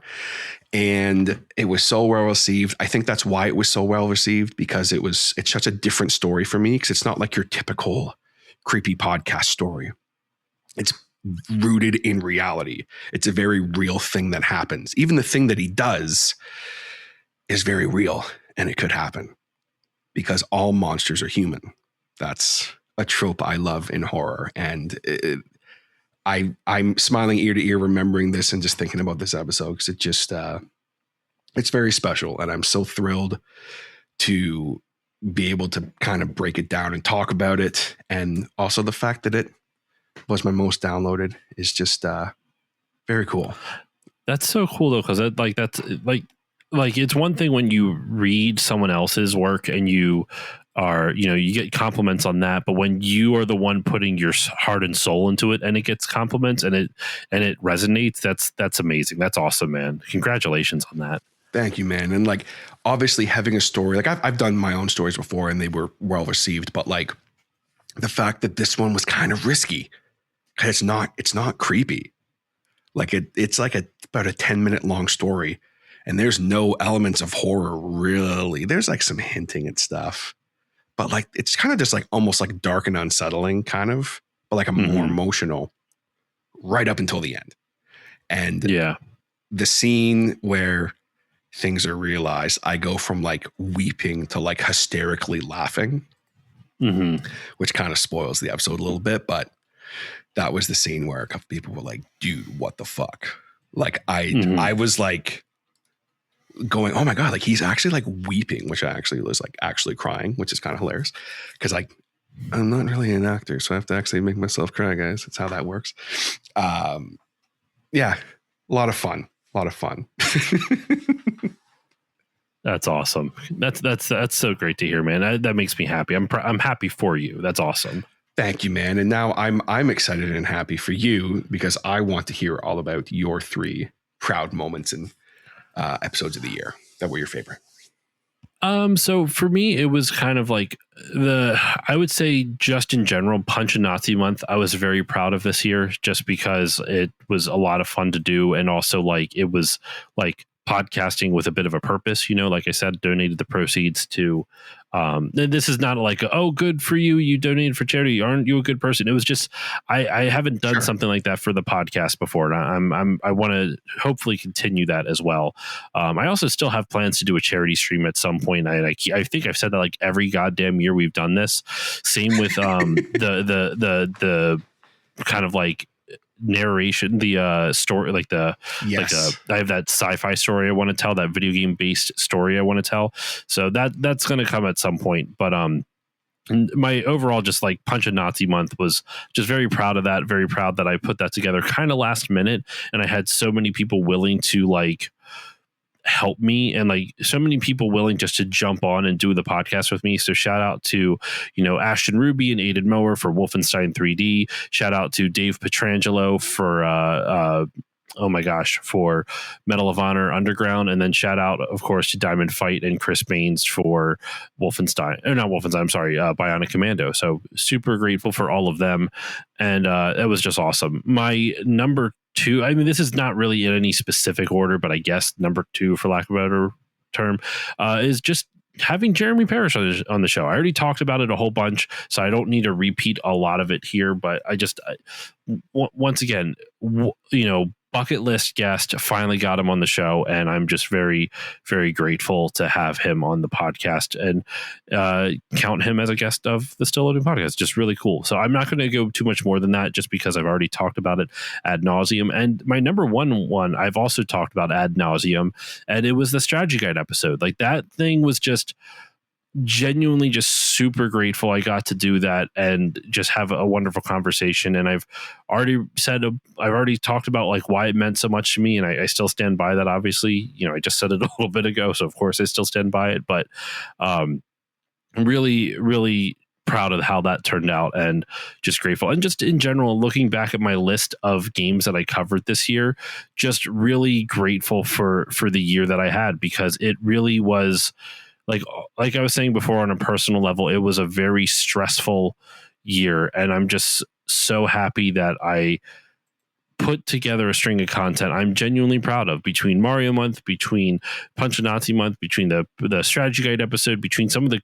conversation, like the more conversation focused episodes versus, or like topic focused episodes versus like a specific game, like deconstructing the Nintendo bump that I mentioned before. Also, I interviewed Lane Nooney, who they are the managing editor of an academic journal called RomChip, which is like, think of it this way, like at any part of academia, you generally have like an academic journal that has like peer-reviewed essays and stuff about whatever portion of academia it's for, whether it's like medical or environmental or like sociology or whatever it is, like some study of in academics. And RomChip is that for video game history. It's a peer-reviewed video game history like journal, and it's just really cool that it exists. So I was really happy Lane agreed to come on the podcast and chat with me. That was awesome. In fact, I told them about the the strategy guide episode, and they said like you should like transpose that over to like a written version and send it. Like we could probably get that put in the academic journal, which if that comes to fruition, if I can do that the right way, I might actually get published in an academic journal, which would be fucking crazy. So if that actually works out, we'll see. I have to actually figure out the proper way to do that. I have some of it already done, so we'll see where it goes. But yeah, just really, really cool. So, but yeah, those are just some of my highlights for the year, man. Just I'm really grateful for this year, because it was a tough year. And actually, you know what? I will say this. Because actually I realized this episode will have already come out by the time this episode comes out. My Atari Party episode, which is yet to be released at the time we're recording this, but I recorded at a live event this year.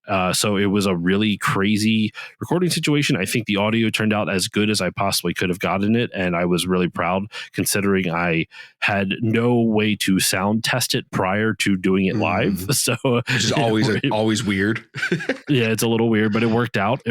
And it was in enclosed space with a lot of people and very noisy, but I was able to get it done to the way I needed to. So Atari Party was a ton of fun, and I'm really proud of that episode because it was 4 or 5 live recordings with a bunch of cool people, and I had to string it all together and get it done in a quick turnaround time, and it was a grand old time. So yeah, 2025 was probably one of the most stressful years of my life that I can remember, just on a personal level. But in the podcast, bizarrely did not suffer. I thought I would have. Like, it was definitely a blur. Like, it felt like this year went by so fast, but like, I'm really happy with this year, and I'm just very grateful to everyone who has come along for the ride. So yeah, 2025 was, outside of the US being a fucking dumpster fire, is a pretty damn good year.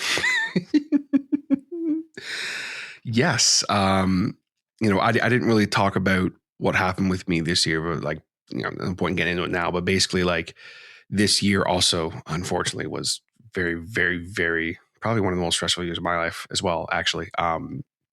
And I'm just very happy that I was able to go with the podcast this year with tapes and just have that outlet. I'm grateful that my wife and my family and my friends, everyone's doing good. We're all healthy and all that now and everything. That's the number one thing for me at this point. And I am so very, very grateful to everyone who has supported tapes this year. I'm very grateful to the people on the Hodder Show who are currently listening to this. I know that it's a bit weird. I didn't really talk about the Hodder Show at all this year, but there's going to be something else coming this year for you guys. So stay tuned. I give you my word, and we'll talk more then. But big shout outs to the listeners of the Still Loading podcast for entertaining my goofy, weird Canadian ass again.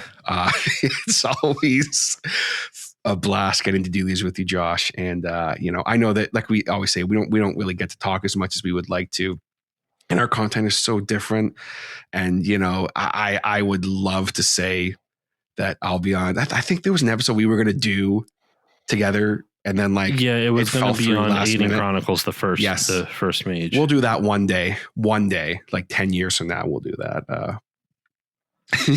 But I don't even game anymore, really. Like, it's weird. It's just life and stuff, but, it's always great getting to talk to you, man. I appreciate your friendship and the fact that we've been friends for literally almost 10, going on almost 10 years now is pretty crazy when you think about it. Almost 10 years, not quite. Coming up on 9, I guess, but yeah. It's wild, dude. And dude, I appreciate your friendship as well. One of the things I've really the things that the podcasting in general has done for me is I've made so many amazing friends through this. And you were, like I said, you were the first one that I actually kind of started bonding with. And in all honesty, we got together before I really considered my show. And I don't mean this to be too self-deprecating. I think I'm looking at this, I feel pretty objectively. And I'm not mad at myself for it, but before my show got good, I think my show got good in 2020. And that's not to say that there's not good episodes back in 2017, but I was still going through I was still going through my paces, doing my 1,000 hours at the time of learning how to podcast on the fly. And you people can hear the show evolve over that time, which I think is cool. I think it's cool that you can, if anyone who is interested can go back and listen to how my my voice has changed, the way I present changes, how I cover different topics changes and stuff like that. And I back then I was doing a lot of just local recordings. And then once the pandemic hit, that's when I really suddenly kind of started understanding what I wanted to do with the podcast. So yeah, it's just, it's been fun to see both our podcast and our personal lives grow over the last 8 years at this point. 8 years crazy. At least, so, yeah. But I think that's a good place to wrap it up, TJ. Thank you once again for joining me and for coming on for our annual retrospective episodes. I'm always, I say it every single time. I'm always I don't know if people like this type of thing, but I always get kind words about our retrospective episodes. I do too. just generally, like, I think people enjoy the candor and that kind of thing. So, I mean, this year I was definitely there was a lot more candor. I was very punchy. I was very angry about lots of things. Last year it was all about, we were really silly last year. So like, I think we kind of had to rein it in a little bit more this year and be a little more serious. But next year we'll get back to being just super ridiculous. And yeah, I'll just come out of the gate swinging. I will like skibbity riz or whatever. Say something stupid. It'd be funny. But yeah, so let's wrap this one up, man. Happy 2025, y'all. Thank you all so much for listening throughout the year. And 2026 has some cool shit coming up. Like, I can't say what's going on for TJ over with Tapes of Trepidation and the Hodder Show, but at least for Still Loading, like I said, I have up to May already planned. Like, Jesus Christ. That's awesome. Is going to be cool. And also, if things go according to plan, I always say I think one of my goals last year was to get more first-time guests on the show, and I did that. Next year already, that I can count 1, 2, 3, 4, 5, 6, 7, 8 new first-time guests already that I know of. I love it. So it should be a cool time. So, yeah, TJ, thank you once again for hopping on. If you are to be found online, where can the good people find you online? And is there anything you would like to promote? So if you are currently hearing this and you are not familiar with me and my podcast, I do my horror podcast, Tapes of Trepidation. You can find it any podcast app. Specifically, if you want to follow me, you can do so on Instagram, Facebook, and Threads. I also have a Discord. So, if you're into that kind of thing, you can come hang out there. I have a great little community. As far as the Hodder Show, it is still technically kicking. My podcast I've done coming up on 10 years in February. Not really active anymore, but that's neither here nor there. You can find that wherever you find podcasts. And me personally, you can find me on Instagram under TJ Hodder. HODDER. All right. As per usual, you can follow me on Blue Sky at stillloadingpodcast.com. I'm not over on the other place anymore like I was last year. For any Tapes of Trepidation or Hodder Show listeners, I'm not over on Twitter anymore at all. My account is, but I'm not really over there anymore. So at stillloadingpodcast.com over on Blue Sky, at stillloadingpod on Instagram, on Threads, on Facebook, and on Twitch. That's my handle over there, mainly on Instagram. And then I also stream on Twitch whenever the hell I'm able to. Lately, I've been streaming a lot because I'm actually like really far ahead in terms of editing. Though this one is going to be a quicker turnaround time, but still, it's weird to feel that way. So that's where you can find me on social media. If you like the show and you want to support it, please consider giving it a 5-star rating or review on whichever podcasting app you use. Same with Tapes of Trepidation. If you like that, please give it a 5-star rating or review or whichever podcasting app you use. I beg you.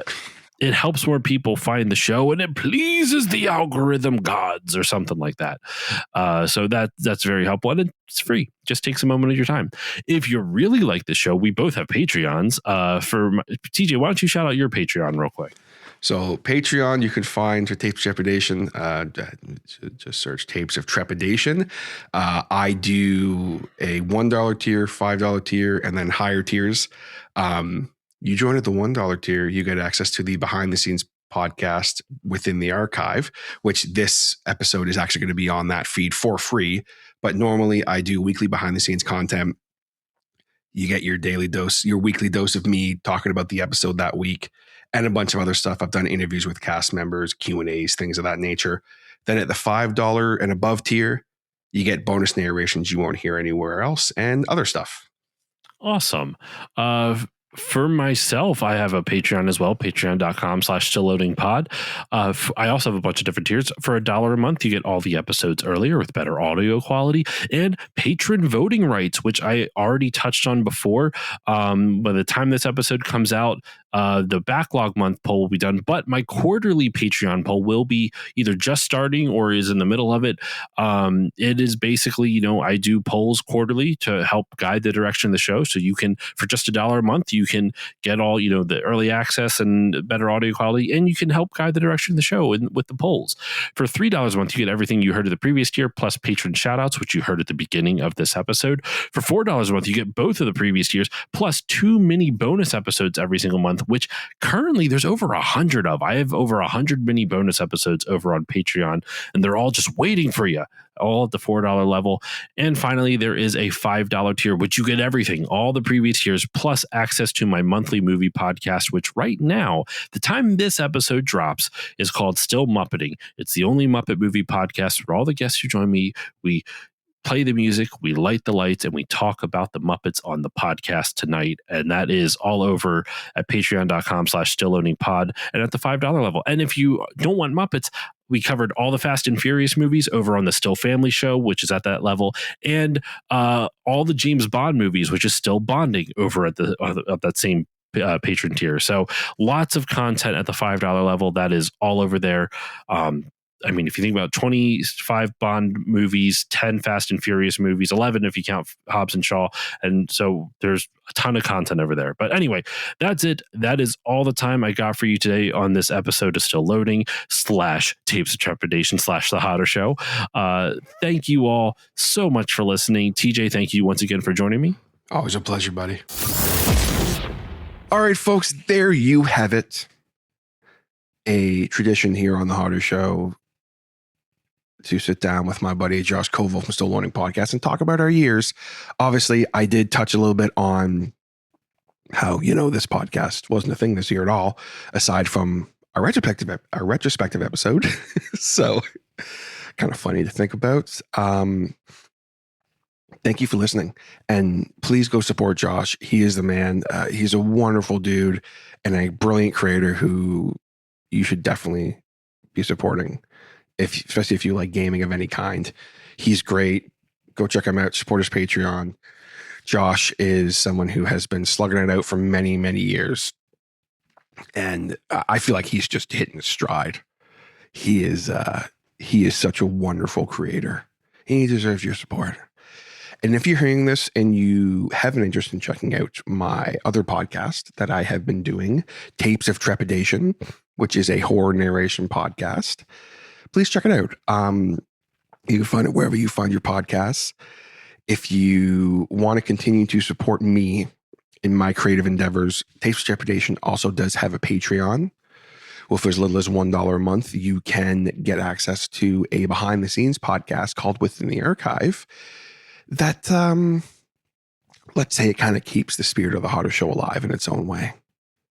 You get me just being me, talking about my creative process, and I've done interviews, and sometimes I just ramble on aimlessly about random stuff. So it's kind of helps keep this alive in its own way. This journey over the last 10 years has been insane. And looking back on some of the other stuff I've done over the years, Two Guys in a Game, big shouts to my buddy Kaz. I forgot to mention him earlier. Mikes and Beers, obviously. Podbeard Network, doing a ton of other stuff and being involved with other podcasts and things like this. It's been an amazing journey. And I was about to say, I don't know what the future holds for this podcast. I do know what the future holds. And I'm going to tell you now, let's just say episode 400, we're going to go out with a bang. That's all I'm going to say for right now. I got something really fun planned that is going to be very fitting for episode 400 of the Hodder Show. With that, I don't really have much else to say aside from thank you so much for listening. Stay tuned. I'm hoping to get episode 400 out to you guys in the next couple of months. For sure this year. I'm not delaying it any more than that. So stay tuned. Check out Tapes of Trepidation. Check out Still Loading Podcast. Support creators. Support small creators, because in this day and age, it's hard being a small creator. And there's so many big podcasts out there that have a budget and have, they have a name who do the interviews, even if they suck at it. And it's like, excuse me. the small creators deserve your support just as much as the big creators do. It's like that with anything. It's like a small business, right? Just because a chain restaurant is in your neighborhood doesn't mean the little mom and pop place isn't only better, but deserves your support, even if it's a few bucks more. Same principle here. Something to think about. With that, I'm going to sign off here today.